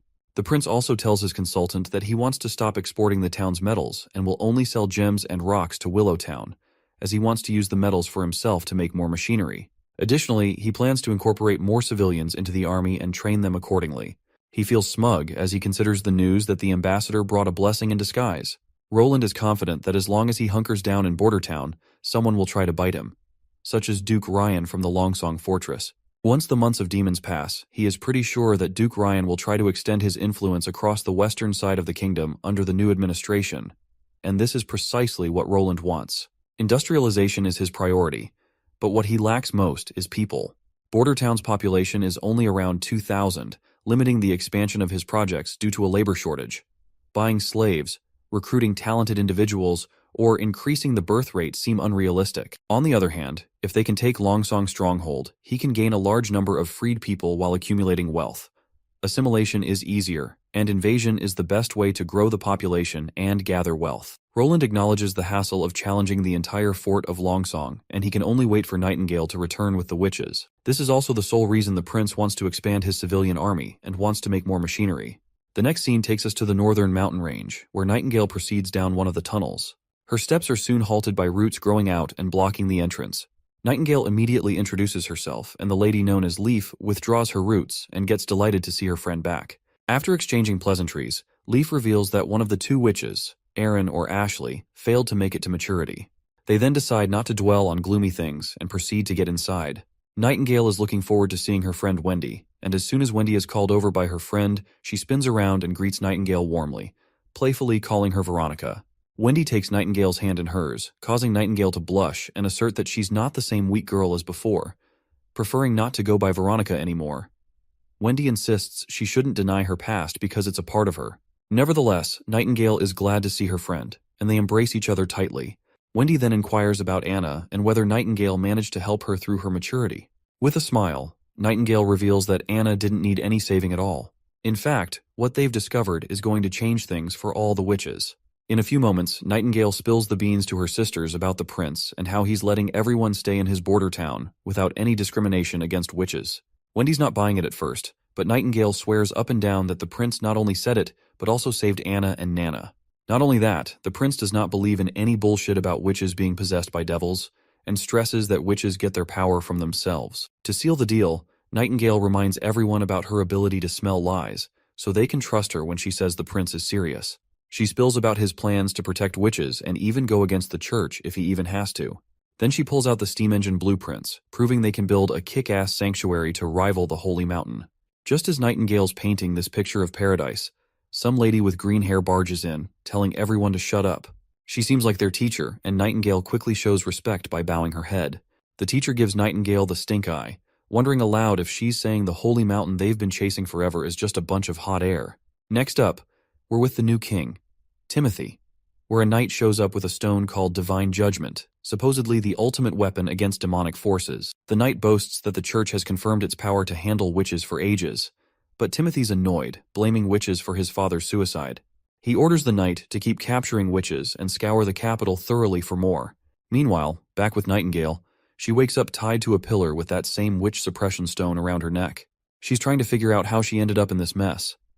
We flash back to when the green-haired lady freaked out at the idea of the prince siding with witches. She rants about how witches have been persecuted and killed for ages. She believes Nightingale has been deceived by the prince and insists that the pain of maturity is a sacred test for a witch's body and mind, and only those who endure it can achieve true power and find eternal peace in the Holy Mountain. Nightingale is shocked to realize that all the suffering witches endured was just a test for this woman. She's further annoyed at the thought that her fallen sisters, who endured so much pain, are simply dismissed as disqualified subjects. The teacher offers Nightingale a final chance to seek forgiveness for her ignorance and mistakes, promising her mercy. But Nightingale remains resolute, insisting she'll only take sisters with her who believe in her. As she tries to leave, a snake immediately grabs her feet, and before she can react, she blacks out from the venomous injection of petrification, waking up to find herself in her current bind. While they're face to face, Nightingale reminds her why he's using that stone of divine judgment even though they don't believe in that stuff. The snake lady says it's just a tool to punish disobedient kids. She reminds Nightingale how Wendy saved her from the clutches of the aristocrats. Instead of repaying that kindness, now Nightingale is trying to sell them all out to those filthy nobles just to mend her relationships with them again. Nightingale denies any such motive, emphasizing she only wants her sisters to live freely without fear of starvation or the pains of maturity, and believes everyone deserves the right to choose their own path. She points out how much Border Town has changed, pointing out that the steam engine blueprint she brought is just one of many miracles. The snake lady scoffs, saying she can't make heads or tails of the blueprint and tosses it into the fire, declaring that a hunk of steel can't move like it's alive and she's no fool. She then grabs the hot dagger and holds it just inches from Nightingale's neck, letting her know this is her last chance to beg forgiveness for trying to deceive the Witch Association. If Nightingale doesn't comply, she threatens to skewer her heart and turn her into an example for others. Even though she is staring at her death, Nightingale remains defiant. Instead of bowing her head, she'd rather take that dagger straight to her heart. That's when Wendy steps in, reminding them how many sisters they've already lost and they can't afford to lose another. The snake woman grows agitated, demanding to know if Wendy also believes Nightingale's lies.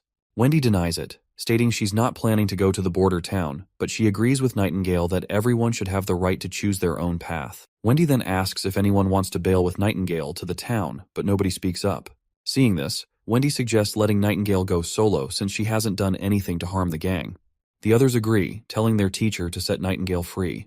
But the teacher goes absolutely bonkers, saying she can't risk letting Nightingale go because she might expose their turf location to the church. She swings her dagger, ready to strike, but before she can, Wendy steps in and stops her. Wendy grabs a coin and throws it hard at Nightingale, smashing the power suppressor stone. The teacher gets ticked off and goes after Wendy with a snake that bites her hand. But Nightingale springs into action.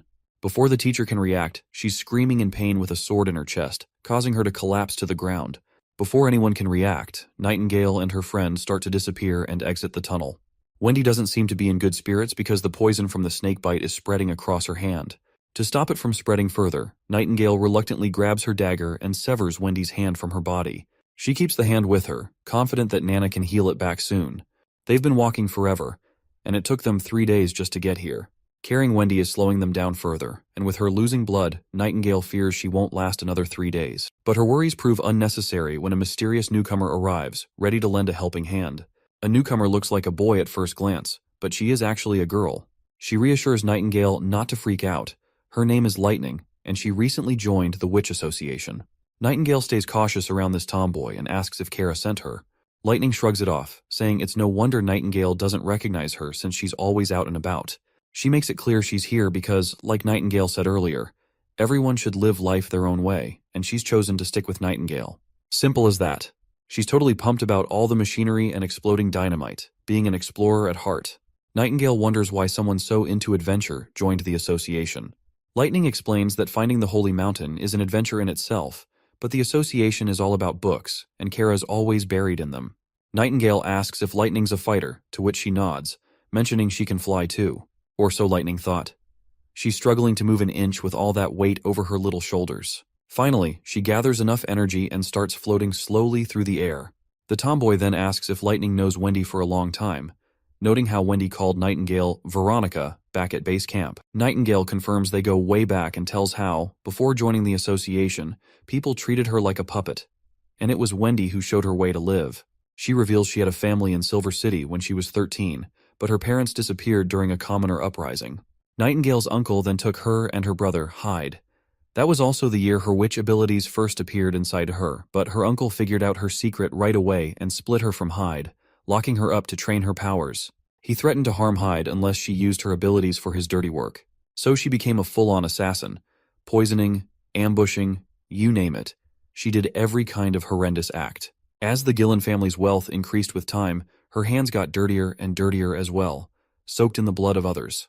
The worst part is that her powers were just too perfect for that kind of work. When she finally reunited with Hyde, he turned her away cold, wishing he didn't have a witch for a sister. After that, she was broken inside. When maturity hit, she managed to survive the pain, and her powers also intensified. The prison bars couldn't contain her anymore, so she broke free, killed her uncle, and left with no direction. It was then she found Wendy, who was like a spark of warmth in her cold world. Wendy took her to the association, where she met other witches, and their teacher Kara provided solace to everyone. In the present, Lightning points out that Kara has gone off the rails, finding it hard to believe there's a prince who genuinely cares about witches. After finally reaching Border Town, we find our duo inside this familiar, quaint cottage. The prince can't seem to stop sneezing, wondering who might be thinking about him so much. Just then, a commotion grabs their attention. As they turn around, they see Nightingale and the other two bursting into the cottage, crashing right before their feet. Anna immediately takes her stance to deal with these uninvited intruders. But Nightingale immediately yells at our hero to fetch Nana as quickly as possible. As Nana tends to Wendy's injuries, our hero has no clue what went down at the association that made Nightingale rush back with only 3 witches. He wonders if demons attacked them and if only 3 survived, feeling lucky they have Nana to reattach Wendy's arm. Suddenly, Lightning appears from the infirmary. The prince quickly asks if she's hurt too. Lightning reassures him and points out how the prince really is a decent guy who cares about witches, just like Nightingale said. She admits she didn't believe it at first, just like other members of the association. She then jokes about how the world is full of weirdos, so having a prince like him isn't that surprising. Being called a weirdo doesn't sit well with the prince, who just rolls his eyes. Getting to the point, the prince realizes the association wasn't under attack. That's when Lightning starts explaining the whole situation, clarifying they weren't attacked. Wendy was hurt by their own teacher, Kara, and explains further as to how they ended up here. Once night falls, Prince Roland returns to his room, only to be startled by Nightingale sweetly lying on his bed in her nightsuit. Prince Roland gets all flustered, maybe starting to think about some naughty stuff, imagining Nightingale might be up for getting close after all. Suddenly, Nightingale gets up and strides over to him, leaving him scared out of his wits and pinned against the closed door. He hastily tells her she should rest as long as she needs.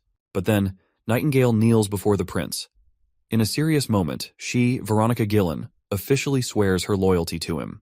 She promises to follow his orders and stand by his side in battle, facing demons or anything else, until her last breath. It's no surprise to our hero that after being let down by the association, Nightingale is turning to him for help with the future of witches.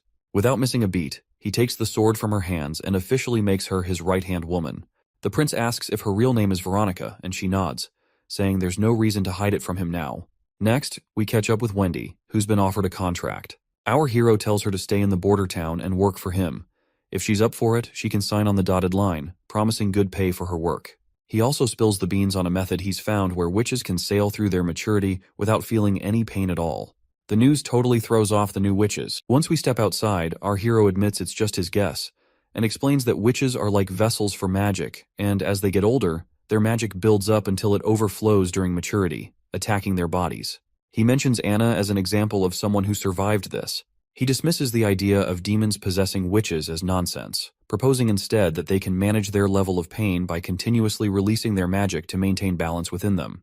He promises a safe haven in Border Town where witches can practice their magic freely, without anyone discriminating against them or threatening them. He believes if his idea works out, they can create their own version of the Holy Mountain right here in the borderlands they dream of. Wendy has already signed on to the plan and asks where to start. He simply tells her to keep using her magic until she masters full control over it. Once the prince gets busy with the newcomers and their magic training, Nana and Anna have a little chat about recent events. Nana looks impressed by Wendy's wind magic and Lightning's flying skills, which also saved Wendy's life as well. Anna expresses happiness at having so many sisters around, but Nana points out how Nightingale seems to look at our hero with warmth in her eyes, a detail not to be taken lightly. Anna is clueless about what Nana means, but the little Nana warns her friend not to blame her for not giving a heads up, and if Anna doesn't make a move, Nightingale might just win over our hero. Suddenly, they hear the alarm ringing, a clear sign something's wrong. The report comes in that a demon monster has arrived. The hero rushes to the wall and meets his soldiers. He squints to spot the danger but sees no demons in sight. The prince wonders if it was a false alarm and questions the hunter who raised the alarm. The hunter tells him to look closer, and when he does, he sees a dark blob of mist forming. As he takes a closer look, he's shocked to see a hybrid monster right before his eyes. The hunter reveals it's the same hybrid that nearly killed him a few years back. Hearing this, the boy connects the dots. This monster must have some intelligence, unlike regular beasts that just charge and die. But this monster survived for many years, and it always retreats when it senses danger. When the beast reaches the wall, it suddenly stops, leaving everyone puzzled. Unexpectedly, it jumps into the air, and the prince orders his soldiers to attack it immediately. Before they can react, the monster is already airborne, crashing onto the wall above. Our hero is stunned to see how cunningly it targeted the wall's weakest spot, which confirms our hero's last remaining doubts about this monster's intelligence. Once the demon makes it to the other side of the wall, soldiers report it's heading toward the town. The hero commands his 2nd Civilian Division army to accompany him, while the backup division holds the wall for now. Our hero marches toward the town with his platoon, regretting underestimating the smarts of these monsters. Finally reaching the monster's location, they're hit with the gut-wrenching news that it's already devoured someone alive in town. The trail of blood before our hero's eyes sends a terrifying chill down its spine. But he does not succumb to fear, and annoyingly orders everyone to stay on high alert. The monster pops into view once more, snatching another civilian. Prince Roland immediately cautions everyone as the soldiers look helpless against the monster, unable to use their guns for fear of hitting civilians in the chaos. Not only that, the soldiers can't even get close to this monstrosity. Iron Axe commands his soldiers to get on rooftops and higher ground to aim precisely without harming civilians. Soldiers immediately climb up to the rooftop to take their positions. Despite the odds, soldiers manage to shoot over the monster's overgrown head, but they slightly miss their mark. The monster glares back with an annoyed face. But before it can strike, Iron Axe closes in and blasts the monster's head right away, finally avenging the innocent lives taken by this monster. In the Hermes perimeter, north of Grey Castle, a gigantic mutated creature crawls its way toward the towering wall. The knights on the wall tremble as they witness the enormity of the approaching monster. Upon finally stepping on the rooftop, the creature drools and immediately perks up at the sight of the humans nearby. Without hesitation, the monster opens its massive mouth, unleashing an entire army of monsters marching out from its belly. The soldiers realize they're trapped with no escape route in sight. Still, they immediately start running in the opposite direction while a creature in the sky keeps following the soldiers. Eventually, when they reach the inner city's north wall, they find themselves waiting for the gate to open. The girl reveals to us that the whole outer city has been wrecked by the monsters. They've got to defend the church, but with only a handful of soldiers and monsters right on their tails, it looks like a tough fight ahead. But then the girl pulls out a red pill and instructs the soldiers to take it and annihilate the enemy. Without hesitation, the soldiers obey her command. As they swallow the pill, they feel a surge of energy coursing through them, empowering them to march forward against the monsters. Before these foolish soldiers can get slaughtered by those monsters, the gate finally drops, revealing a cocky figure striding out. He declares himself as part of the Judgment Army and orders everyone to clear the path. These soldiers are clad head to toe in sturdy armor, appearing like elite knights. The lady is bewildered by the sudden appearance of this so-called Judgment Army, having no clue who they even are. However, she doubts that mere humans stand a chance against the hybrid monsters. But it looks like we're about to find out if these soldiers are all talk, or if they've got the goods. As the monster and army of judgment comes face to face, the sky monster swoops down. One of the knights on the ground immediately grabs hold of its gigantic sharp claws, and the other knight takes a stance and sends a spear flying with godly speed, piercing the monster right through the head. The woman is completely blown away by the soldier's speed and strength, which is matching the power of hybrids. As these badass knights wreak havoc on the monsters, the scene shifts to a church spire. On the balcony, we see 3 archbishops using a telescope to observe the Judgment Army. Seeing those monsters dead on the ground, they seem pleased to see that their army appears to be winning against the monsters. Archbishop Taefun shakes his head, noting the worst part of the battle was the total annihilation of the reinforcement armies sent by the 4 great kingdoms. Archbishop Heather chuckles in agreement, commenting on how those kingdoms sent thousands of soldiers who ended up as mere cannon fodder. She's clearly pleased, seeing it as proof that the border defenses of those kingdoms can't hold a candle to the church's mighty judgment army. However, a third individual interjects, pointing out the heavy toll of using so many pills in the process and the loss of much of the judicial army, which forms the core of the church's power.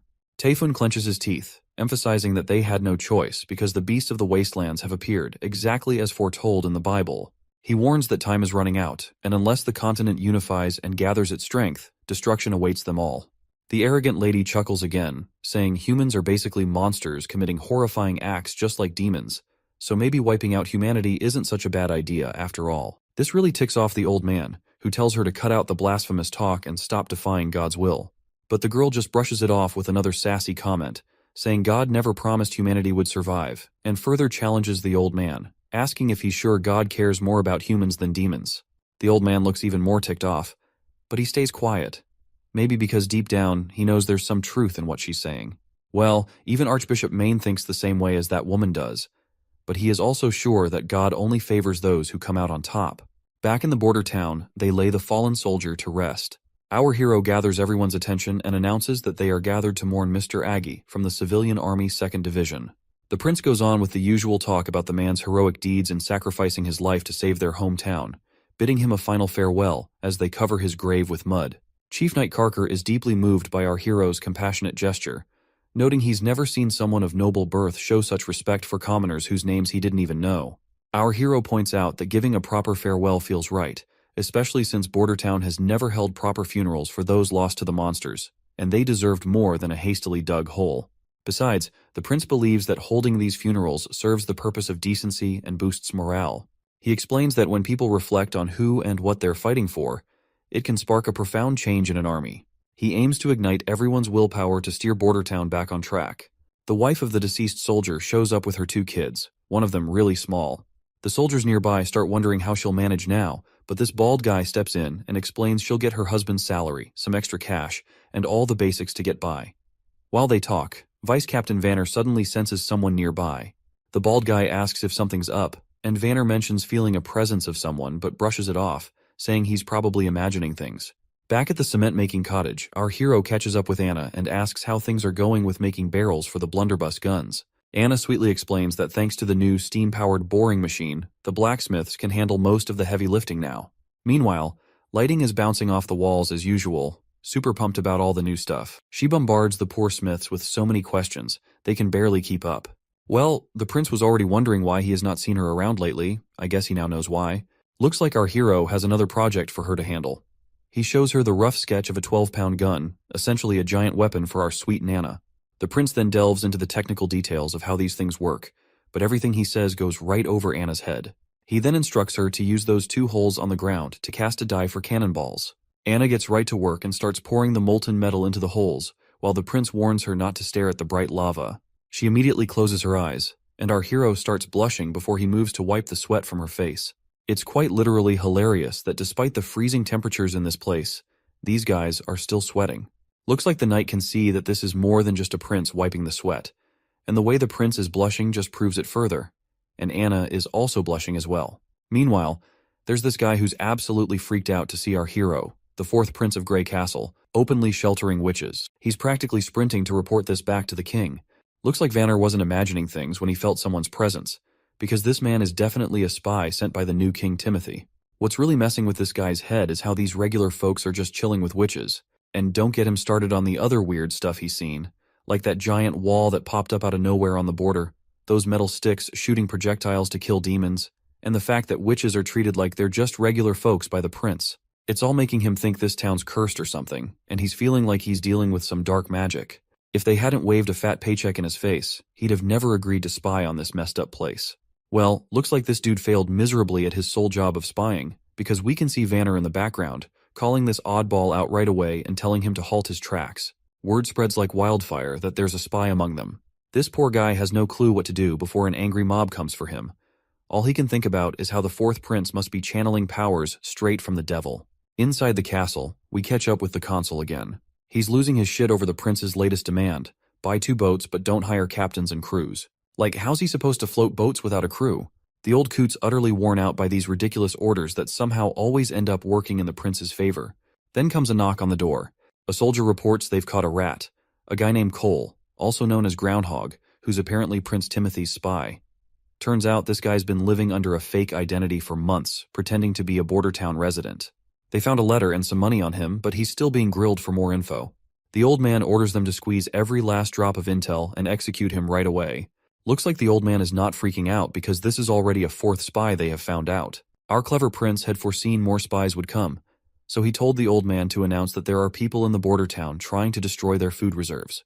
He instructed everyone to keep an eye out for anyone acting suspiciously, promising a reward for anyone who catches a spy. The old man is always surprised by our hero's cunning decisions. He sees him as a devil who doesn't even fear the stone of divine judgment.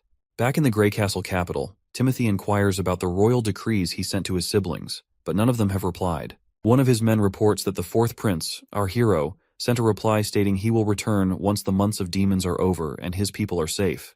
The reporter points out that Prince Roland still acknowledges Timothy as a prince, not a king. Timothy considers our hero a fool for opposing him, especially since Timothy had plans to offer him land and a comfortable life. He dismisses Roland as an oddball and asks his lackey if there's been any response from the 3rd and 5th princesses. The lackey reveals that the 3rd princess has disappeared from the city along with her butler and 2 servants, and they haven't been found since. The prince facepalms in disappointment, as he never wanted commoners to lay a hand on his sister despite any personal disagreements. He then inquires about Garcia Wimbledon, the stubborn pirate. Before the council member could speak up, Timothy orders him to seize her waterport and forcibly escort her back to the capital. Right on cue, a knight arrives on the scene and hastily reports that Garcia Wimbledon has defeated Duke Joseph's Carl at the southern border and gained full control of Hawk City.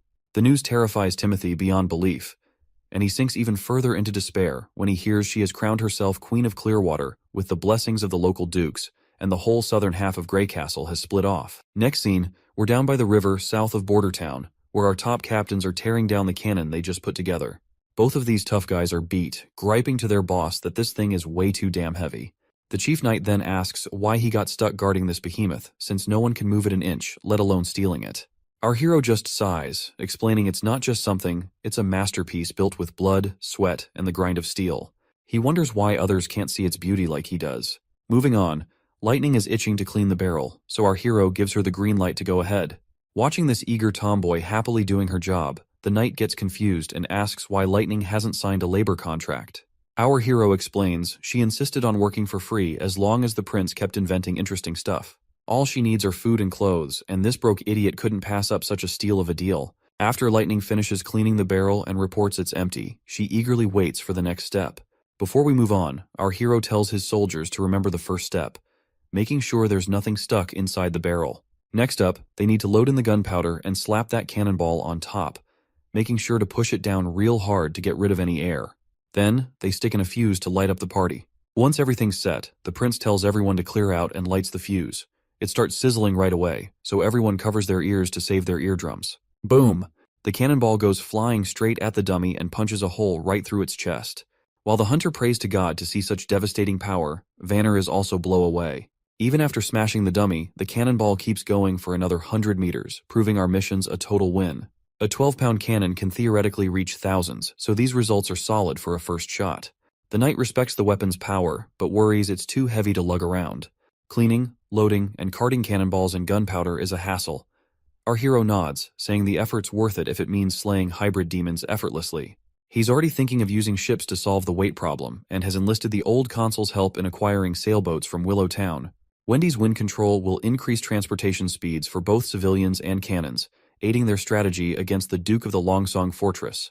He envisions a pincer attack by approaching the Duke's army from the rear. So much for his boat dreams. The old man burst his bubble by saying they can't afford any sailing boats. A double-masted sailboat costs a whopping 120 golden coins, and that doesn't even cover the crew, which runs about 200 golden royals. Even if they blew all 315 golden coins they have in their treasury, they'd only get the boats, with no pay left for the civilian army next month. Back in the office, our hero keeps arguing with this stubborn geezer that he doesn't need a crew. But the old man keeps insisting that's not how things roll in Willowtown. Boats come with crews. If he wants a boat, he's got to hire them too. But then the prince gets this bright idea to buy boats from another town. But the old man shoots him down again, saying all the major ports are too far away and it'd cost a fortune to bring boats here to Border Town. But then our hero comes up with a crazy idea. Why not build a boat themselves? He says they don't need anything fancy, just something to float since Wendy will handle the steering. A simple flat-bottomed barge would do the trick. But then the old coot brings up another problem about the materials they'll use. Our hero confidently suggests using light wood, but then he realizes a boat of logs might not be as durable and reliable. He even considers having Anna help weld a proper metal boat, but he's already used up all the metal-making guns and stuff. Then, the idiot remembers they have tons of concrete left over from building the wall. He suggests using wood for the base and reinforcing it with steel rebar, then making the rest of the boat out of concrete. We don't need to waste any more time figuring out how he plans to make this boat happen. Let's just wait for our hero to finish up the blueprint and get started. Before long, we're down by the riverside at a makeshift boat workshop. They've already put together the basic structure of the boat. When Lightning sees the giant thing, she cracks a joke about it being a massive bathtub fit for a king's lavish baths. Our hero chuckles and corrects her, saying they're actually building a boat, not a bathtub. But Lightning is still skeptical. To her, it doesn't quite look like any boat she's seen before. While they banter back and forth, Wendy's happy to see Lightning and our prince getting along just fine. To which, Nightingale points out that getting along with others has always come naturally to Lightning. She was just as energetic back in the association days. The mention of the association immediately saddens Wendy out as she worries about her other sister's safety. Back in the mountain range, we see the witches marching down. As they walk, one of the sisters alerts everyone about the presence of demons. The teacher quickly tells Lady Leaf to lay her down and help the others. Lady Leaf gently puts her injured teacher on the ground. As the monsters approach, the witches stride forward to face them. Meanwhile, the teacher blames Nightingale for their sorry state and vows to get payback once she finds the Holy Mountain and gathers more witches. She hasn't forgotten about Wendy and Lightning either, feeling betrayed by them. When the monsters leap at them, Lady Leaf works her magic, summoning roots that grab the beasts, while Zephyr, another witch, sucks the air out of their lungs. Seeing the girls take down those monsters puts a grin on the teacher's face. She's sure that with their combined effort, they'll bring the church crashing down once they reach the Holy Mountain. The teacher decides to take a breather for a while here, but suddenly she's left in shock by what she sees before her eyes. She wonders aloud if this could be the Holy Mountain. Before them rise skyscraper-like structures that couldn't possibly be built by humans. The sight brings a giant smile to the teacher's face as she believes they've finally found the Holy Mountain. However, the others are not convinced. According to all the books, the Holy Mountain is supposed to be a serene and abundant place, which is drastically different from what they're seeing. Despite Leaf still being unsure, the teacher is going nuts over the grand structures and is absolutely convinced this is the Holy Mountain. Leaf hesitates to voice her doubts, recalling what the teacher did to Nightingale when she disagreed. Feeling she has no other choice, Leaf reluctantly starts walking forward. She's certain that if they don't explore further, the teacher will never rest. As they're walking, one of the witches suddenly drops dead. Lady Leaf tries to pause to mourn her friend, but the teacher snaps at her to keep moving forward, warning that stopping could mean their own death at nightfall. Leaf starts crying, torn between grief and the teacher's urgent commands. The teacher insists that lingering here would only invite demon attacks. They continue on, but then another witch realizes the supposed mountain they were aiming for has vanished. This sight shocks the teacher, who, let's face it, acts more like a tyrant than a caring leader. The teacher sinks into despair, recalling a city that's like an unreachable illusion in the sky, disappearing every time with the sunset. The snake woman declares it was all just an illusion, something she'd heard rumors of typically occurring at sea, but seeing it on land was unheard of. Suddenly, something approaches them, confirmed by another witch to be 3 demons once again. But this time, it becomes clear this new threat is not just a regular demon. This mysterious entity attacks one of the witches with some weapon, leaving Leaf frozen in place as her friend is struck down, a long spear piercing her chest in an instant. Leaf stares at where the spear came from with disbelief. Before them stand hybrid creatures, riding demonic beasts. Looking at their ripped bodies, it's no wonder they took down the girl with just one blow. One of the witches immediately uses her abilities to turn the ground into a swamp, but the creatures effortlessly leap from their mounts and land right in front of the women. One monster swings its hand, smashing a witch with brutal force, splattering blood everywhere, leaving the sisters absolutely terrified out of their minds. The beasts then turn towards the remaining sisters, who stand petrified and trembling in their boots. Suddenly, another monster fixates on a redhead among them. Her face pales as the creature approaches, its grotesque tongue-like appendage dangling from its mouth, which is a far cry from any normal tongue. Before the beast can reach her, it's struck by a fireball. Though it annoys the creature more than hurts it, the redhead grabs the hand of the traumatized orange-haired witch and urges her to run. But the orange-haired witch is so shaken that she's forgotten how to move. Another witch decides to confront and pulls out her puny bow, which, let's be real, looks like a toy, and she's brutally kicked by the monster right in the chest. She goes flying and sprawls on the ground, and it wouldn't be surprising if she died from that single blow. Despite seeing her friends drop like bugs, Wendy uses her root magic once again to try and immobilize one of the monsters, wrapping it from head to toe. The snake lady sends her snake to crawl around the beast, and together they bring the formidable creature to its knees. Wendy urges everyone to run while she keeps the monster restrained. Meanwhile, the other monster immediately retrieves a spear from its back. As it tries to throw the spear, its feet sink into the swampy ground. However, the monster manages to throw the spear with incredible speed, leaving only a trail of pink light as it goes straight for its target, leaving nothing but a haze upon impact. Well, surprisingly, Wendy manages to narrowly avoid the attack, but suddenly the other monster unleashes its electrical powers, zapping everyone in range. Once everyone is down, only Wendy and the cocky snake women remains. Wendy still does not want to accept this reality as how their world turned upside down in a short time. The monster walks forward toward the snake lady, and in the next moment the monster extends his giant hand and grabs her right away. As he lifts her up, she unleashes her poisonous snakes, and one of them bites the thing we thought was a tongue protruding from the monster's mouth. As soon as the snake sinks its teeth into the monster's appendage, a red fog starts leaking out. The monster annoyingly grabs the snakes with its bare hands and squeezes them hard enough. Tears of agony well up in the teacher's eyes while Wendy watches in horror. Suddenly, the demon drops the snake woman to the ground, while he himself appears to be choking and struggling for breath. You know what? This snake bitch totally deserved every bit of it, because she was getting under my nerves ever since she popped up into this story. Anyway, the monster's legs tremble and it collapses to its knees. The red mist completely drains from the container on its back, and the giant creature slumps lifelessly to the ground. It seems Wendy has started to piece together how to deal with these creatures. She then looks at the other monster flailing in the swamp, screaming and trapped.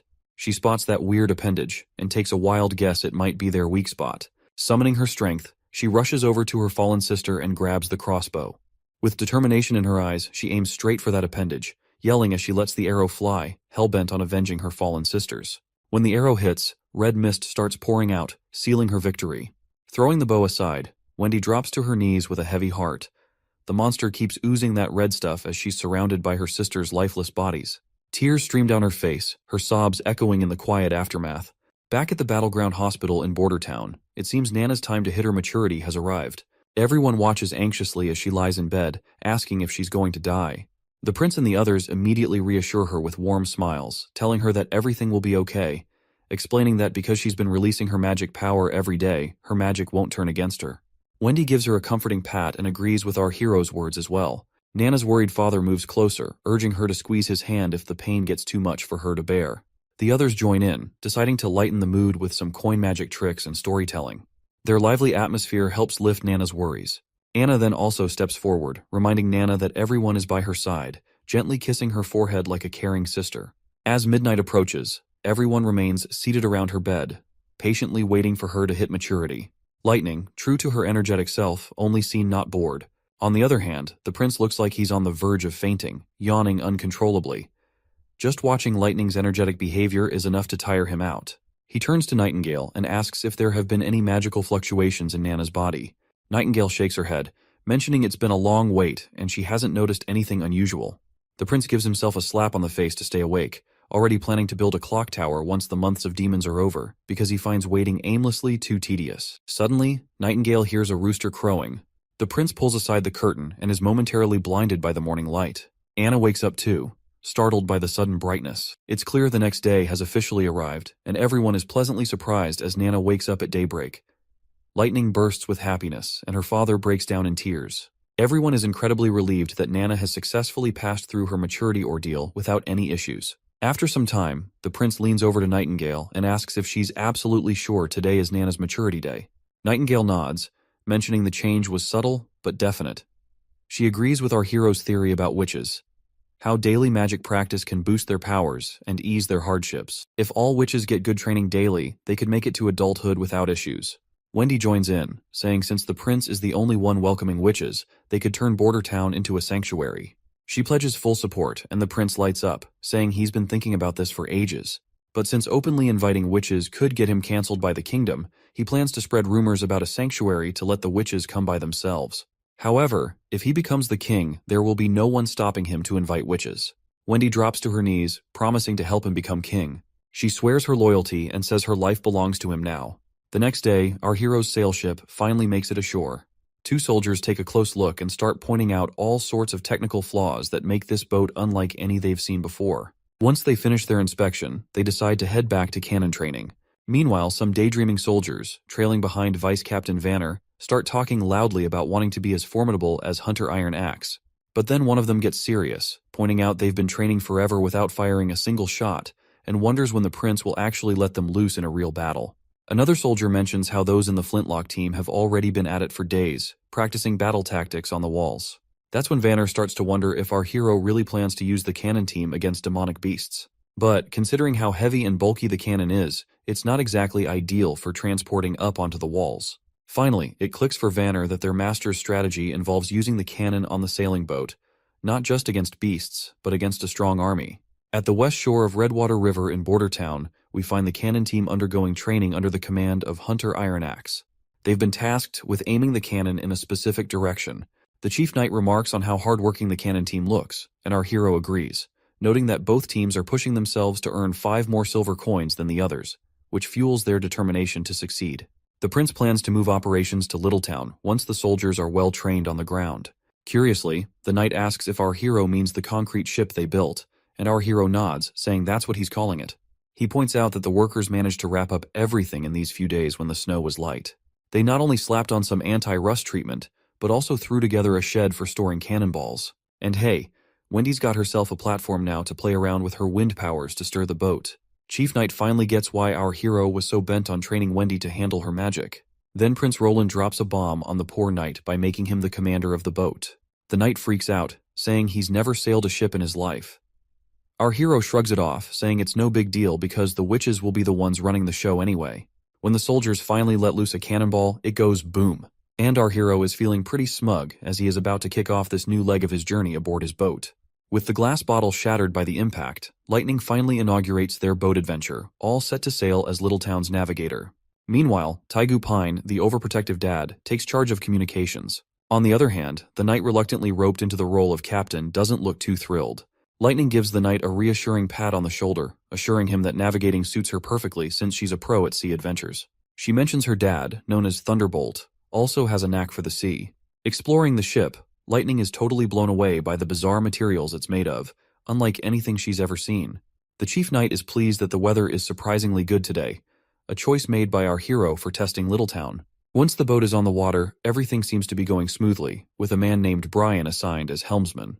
Lightning then tells Brian to turn the rudder fully to the right, and the knight echoes the same command. The tomboy gets curious and asks why the chief knight is repeating her, to which he explains he's following orders from the prince. Meanwhile, Brian is clueless about what he's supposed to do, so Lightning, after facepalming, decides to take charge herself. She goes all out and spins the rudder sharply to the left, leaving the two behind totally terrified. After her little adventure, Lightning marvels at how our hero has paid attention to details that even someone with years of sea experience like herself might miss. Lightning then tells Wendy to crank up the wind, since she has been assigned a role as movement power support.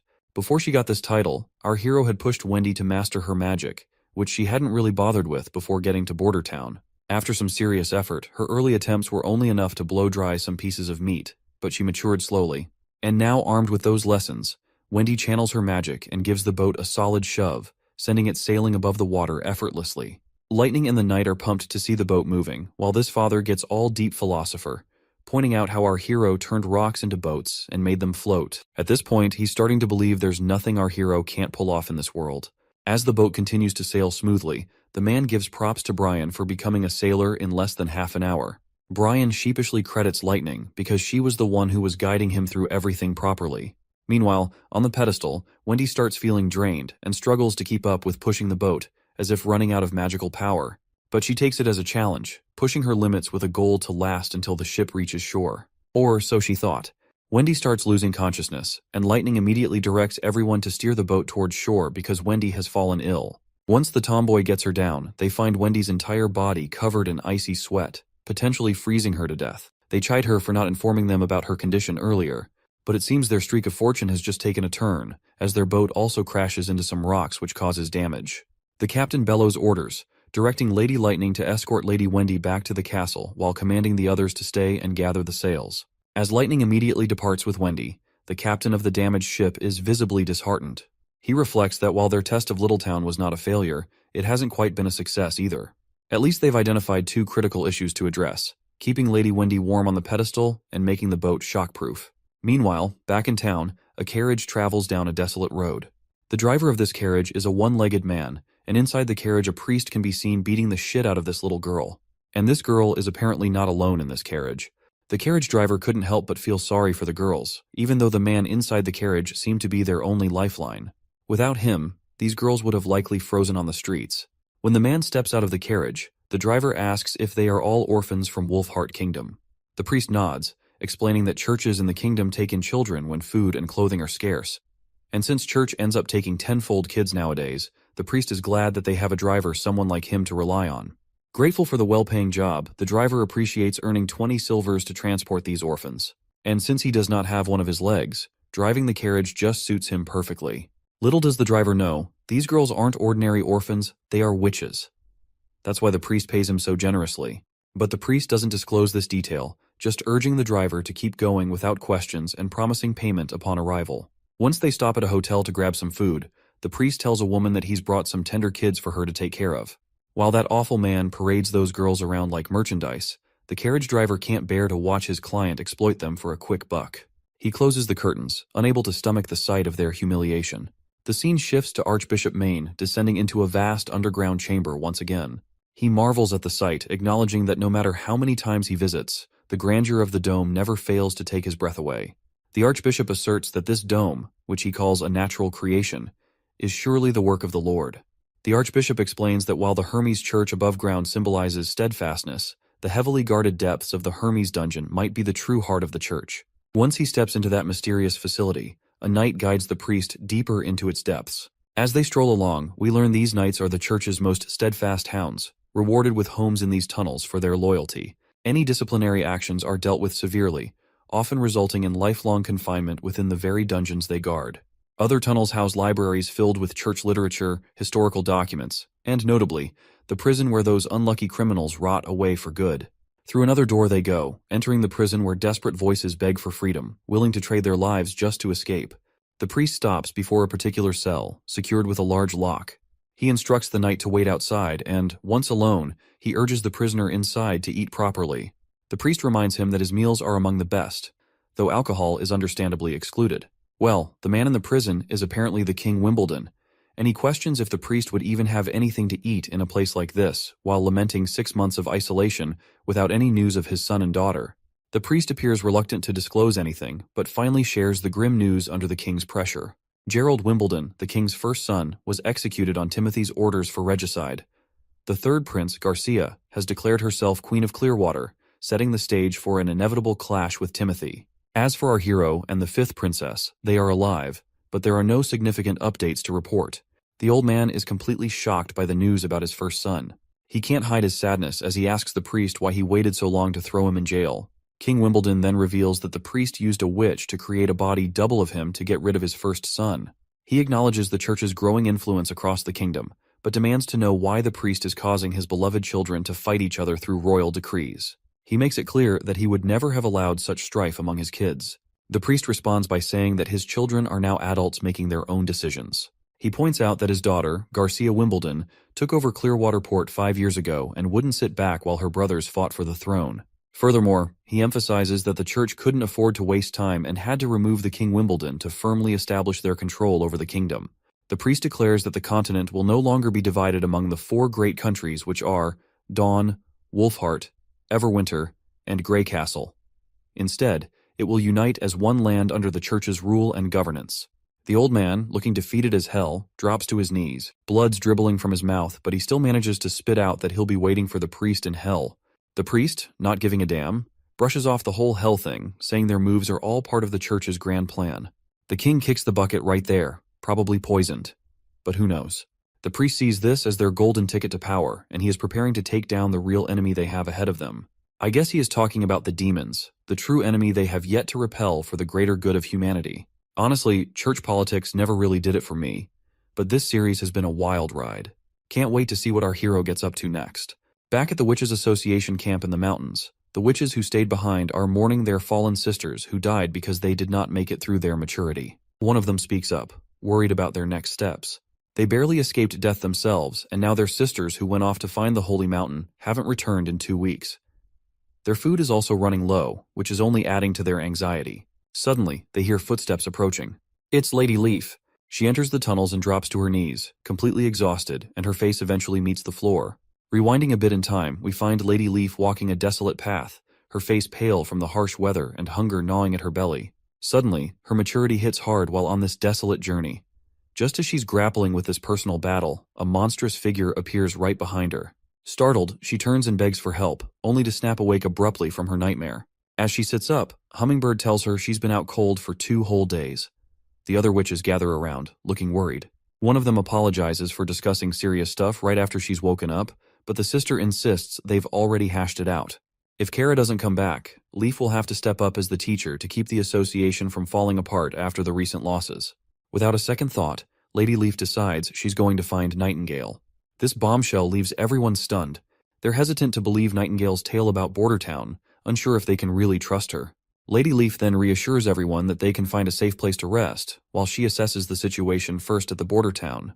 She instructs the purple-haired witch to take the role of teacher if she doesn't return, citing her experience as a former member of association. She places her faith in their hands, emphasizing that if Nightingale's information is accurate, Border Town will become their new holy mountain, potentially ending the need for their current association. Meanwhile, back in town, our party confronts some monsters. When one of the creatures vaults over the wall, Vanner thrusts his spear into its belly. However, as he tries to lift the monster, the spear snaps in half, causing the creature to crash back to the ground. The vice captain quickly orders the muskets to be prepared, and they promptly follow his command, shooting down the monsters without delay. One of the soldiers offers a spear to the vice captain, who is surprised to see a young boy named Claw there. Claw explains that he goes wherever he's needed to help. As the monsters lie defeated on the ground, the captain acknowledges that while they don't pose a significant threat, they must remain vigilant. He expresses his thrill that ever since our hero took charge of Bordertown, they've been able to repel these terrifying monsters.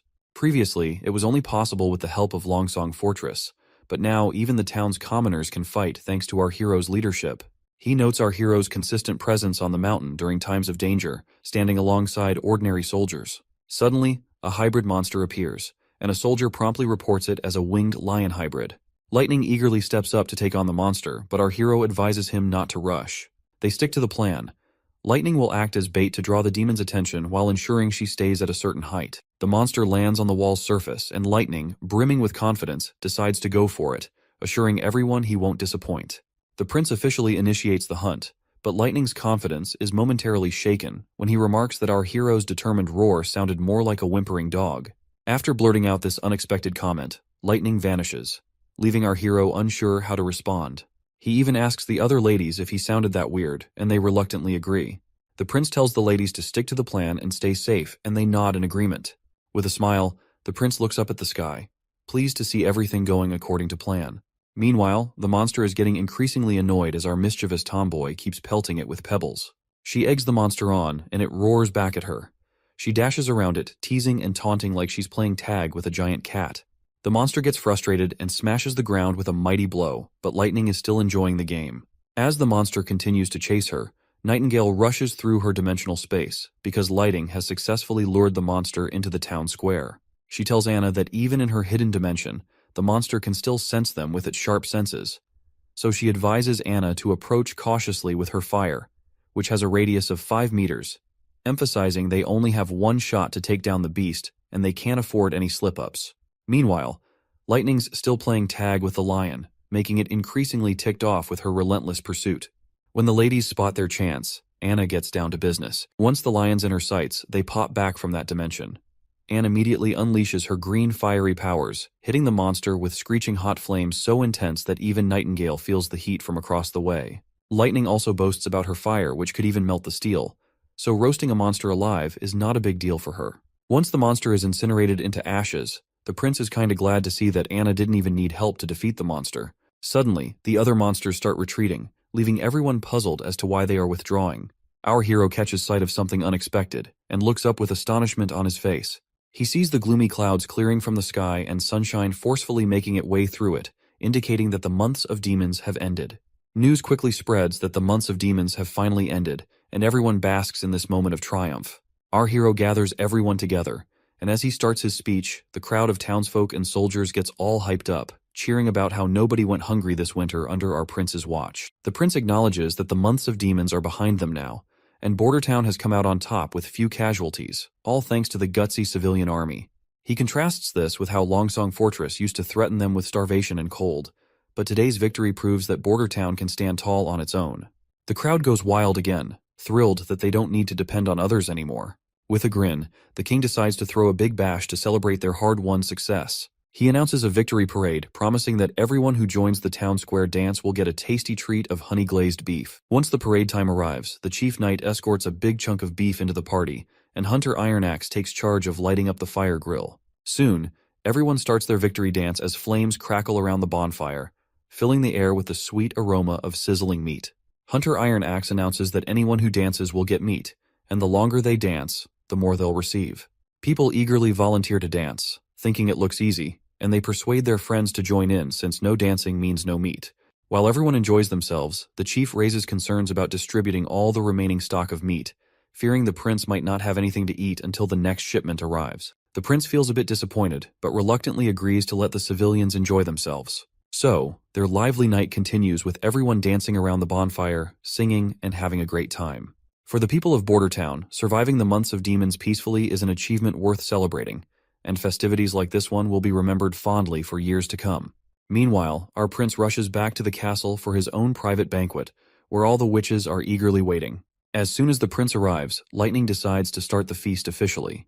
Anna roasts sweet chickens with her fiery magic, cooking them to perfection and leaving Nana drooling over the delicious aroma. Nightingale shows off her skills by expertly slicing the meat into many pieces. Meanwhile, the tomboy and Nana are having the time of their lives, because having an outdoor barbecue party is the best thing they can wish for in their lives. Our hero is also having a great time, especially seeing everyone so happy. He believes they deserve this kind of luxurious treatment, thinking that people with such incredible abilities shouldn't be treated any less. Suddenly, the boy finds himself getting a sweet smooch from Lightning, right on his face. Nightingale and Anna are absolutely blown away by this unexpected move, and our hero's reaction is just as stunned. When the tomboy is asked about this abrupt kiss, she points out that women may kiss the territory ruler during celebrations, and it's a tradition. Meanwhile, Nightingale feels annoyed and a bit jealous, while Wendy clearly sees the tension. As the prince and Lightning go back and forth, we see Anna feeling a little down, probably because she wanted to kiss the prince too. Once midnight strikes, our hero feels dizzy from too much drinking. Suddenly, his dizzy mind perks up when he spots Anna in the distance. She gets really close, and our hero blushes. Right away, he starts explaining himself, saying the smooch with the tomboy was just an accident, to which Anna agrees. The prince further clarifies that Lightning is young, and he didn't look at her that way. Anna agrees once more. Anna then gathers her courage and admits she was waiting for them to be alone because she's not as bold as Lightning. As they get closer, just inches apart, Anna gives him a gentle kiss on the cheek. Meanwhile, Wendy's holed up in her room, buried in a book. She's totally baffled by how these books about the church's origins skip any mention of gods and just slap the title Pope on everyone. It's all a bit too much for her to wrap her head around. Just as she's mulling it over, Nightingale breezes in, catching Wendy mid-brainstorm. Wendy snaps the book shut, instantly lighting up to see her friend there. Wendy mentions how Lightning had gone to sleep while calling for Daddy, like a child.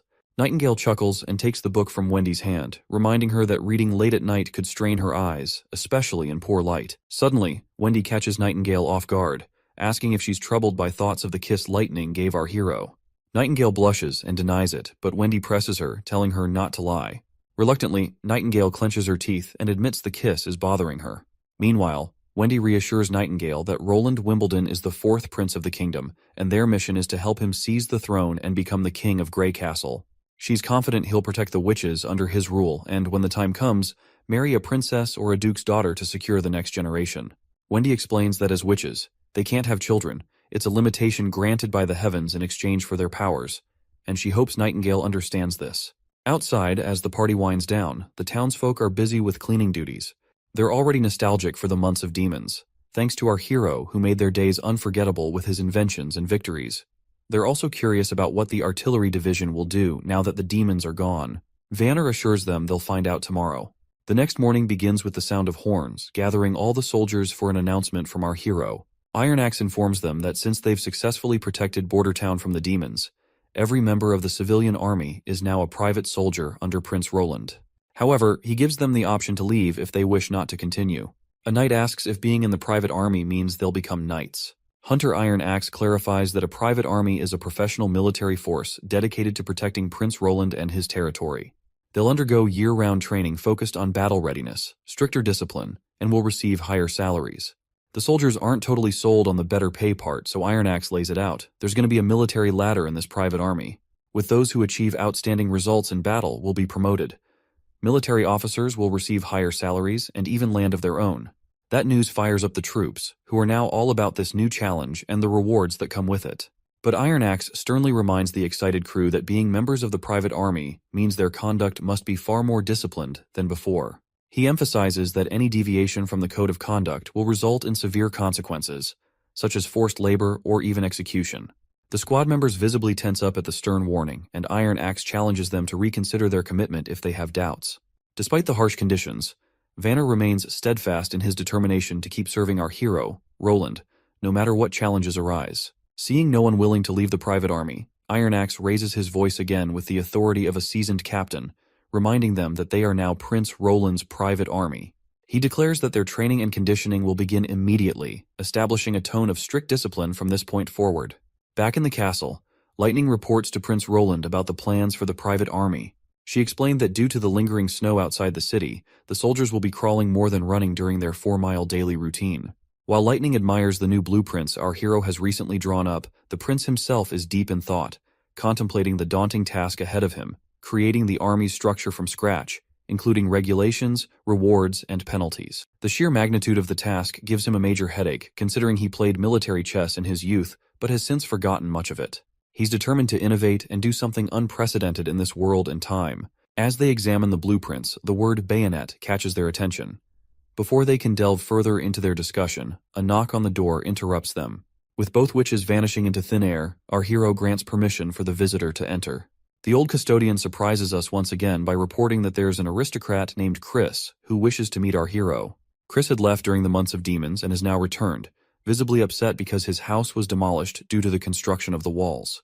When our hero confronts Chris, the noble sternly demands answers about why the prince allowed his house to be taken down. He emphasizes how he spent a substantial amount, 150 golden coins, to build that magnificent mansion. Our hero bluntly asks if Chris is referring to the westernmost house in Border Town, to which Chris confirms. The prince apologizes, explaining that it was necessary because the house was too close to the wall and obstructed troop movements. However, he reassures Chris that the city will reimburse him for his loss. The greedy noble immediately perks up and asks how much he'll be getting. Our hero points out 20 golden royals, but this greedy guy isn't satisfied with such a small amount. Eventually, he agrees and asks where he can collect his money. The prince then reminds him that the sum has already been transferred to the property's rightful owner. The noble gets agitated and slams his hand on the desk, insisting he is the rightful owner of the property. Our hero cunningly points out that if the property truly belonged to him, why hadn't he been there even once during the months of demons? The noble explains that he had stayed at Longsong Fortress because he didn't want to die in Border Town.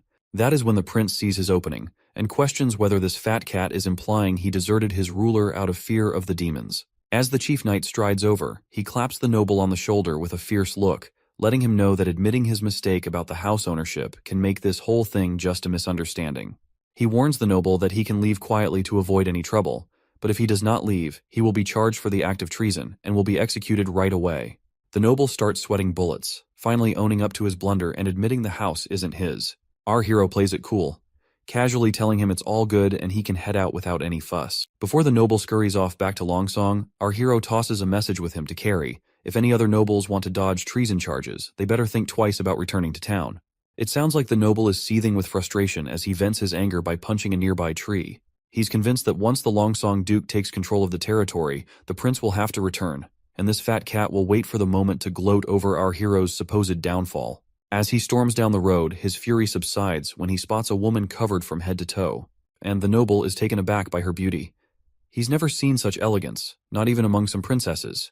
Watching her stride purposefully toward the castle, he begins to wonder if she might be our hero's wife. Once inside the city, she covers her face again amidst the bustling town, finding herself confused to see the bustling streets, even though the months of demons just ended recently.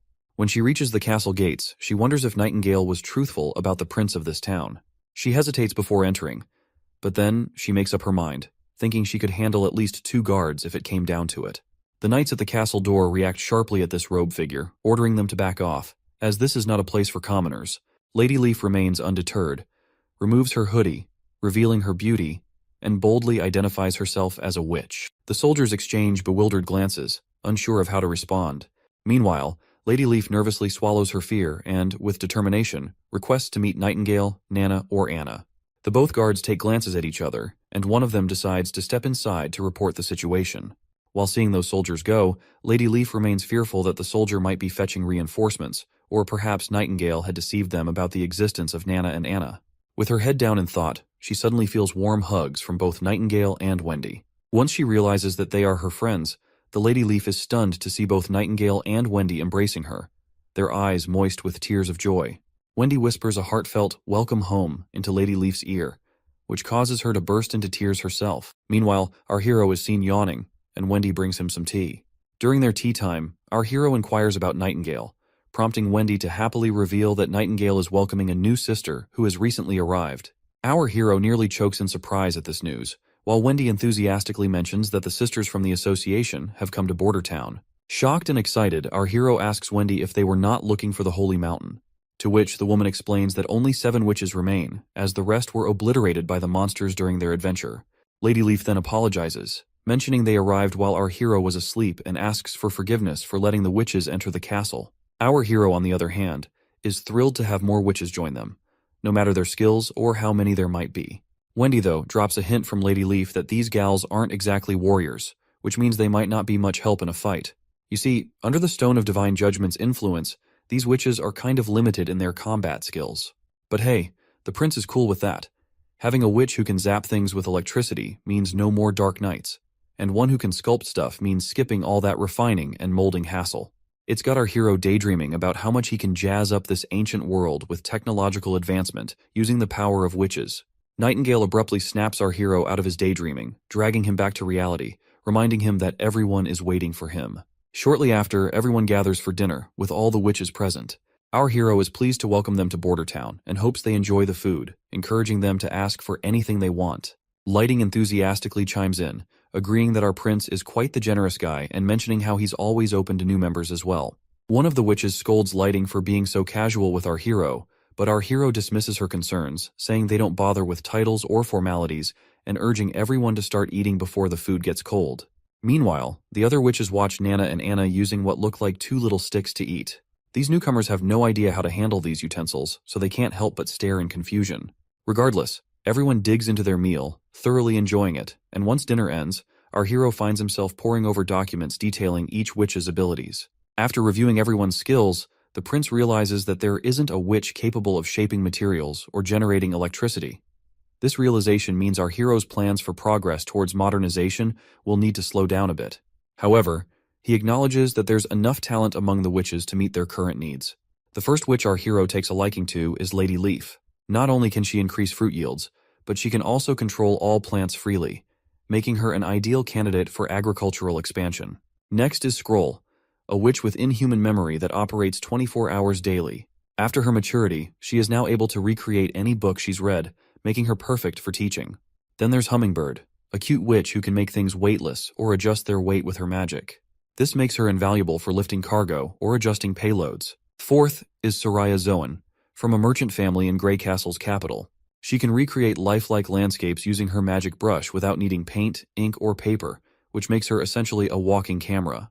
Echo, the fifth witch, hails from the southern continent and can replicate any sound, making her a master of sound illusions. Finally, Lily, who just turned 16, has the ability to prevent food from rotting, potentially helping with food preservation. but our hero has yet to figure out if her powers can also kill bacteria. However, after Lady Leaf, the seventh witch, known as Moon, is the most intriguing witch. A young girl who doesn't talk much but is a priceless asset because she can magnetize metal. Her ability was upgraded after maturity, and now she can magnetize almost anything. Nightingale reveals that Moon was regarded as the most useless in their camp and often bullied by their teacher, Kara. But for our hero, magnetism means he has a way to generate electricity, which is the oldest trick in the engineering books, and all credit goes to Faraday. With electricity, they can have light, and it won't be long before another miracle happens in his territory. He decides not to categorize the witches into battle and non-battle categories, but instead prefers to place them into three large categories. The first category is self-reinforcing, consisting of passive abilities that are not affected by the Stone of Divine Judgment. The second category is summoning, and as the name suggests, the magic is summoned outside the body, but with an area of effect of 5 meters or less, and this ability can easily be suppressed by Stone of Dive Judgment. The third category, power attaching, is all about directly attaching magic to their target. The process is slow, consuming a hefty amount of magic, and can be interrupted by the Divine Stone of Judgment. However, once the conversion is done, the added properties become intrinsic to the object.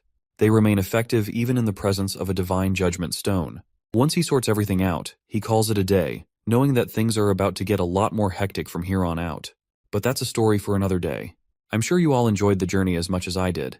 Even after reaching this point, we're left craving more, eager to see how our prince will achieve the utopia he envisions. And let's not forget about the intrigue of church politics and the mysteries surrounding the demons. There's so much more to uncover.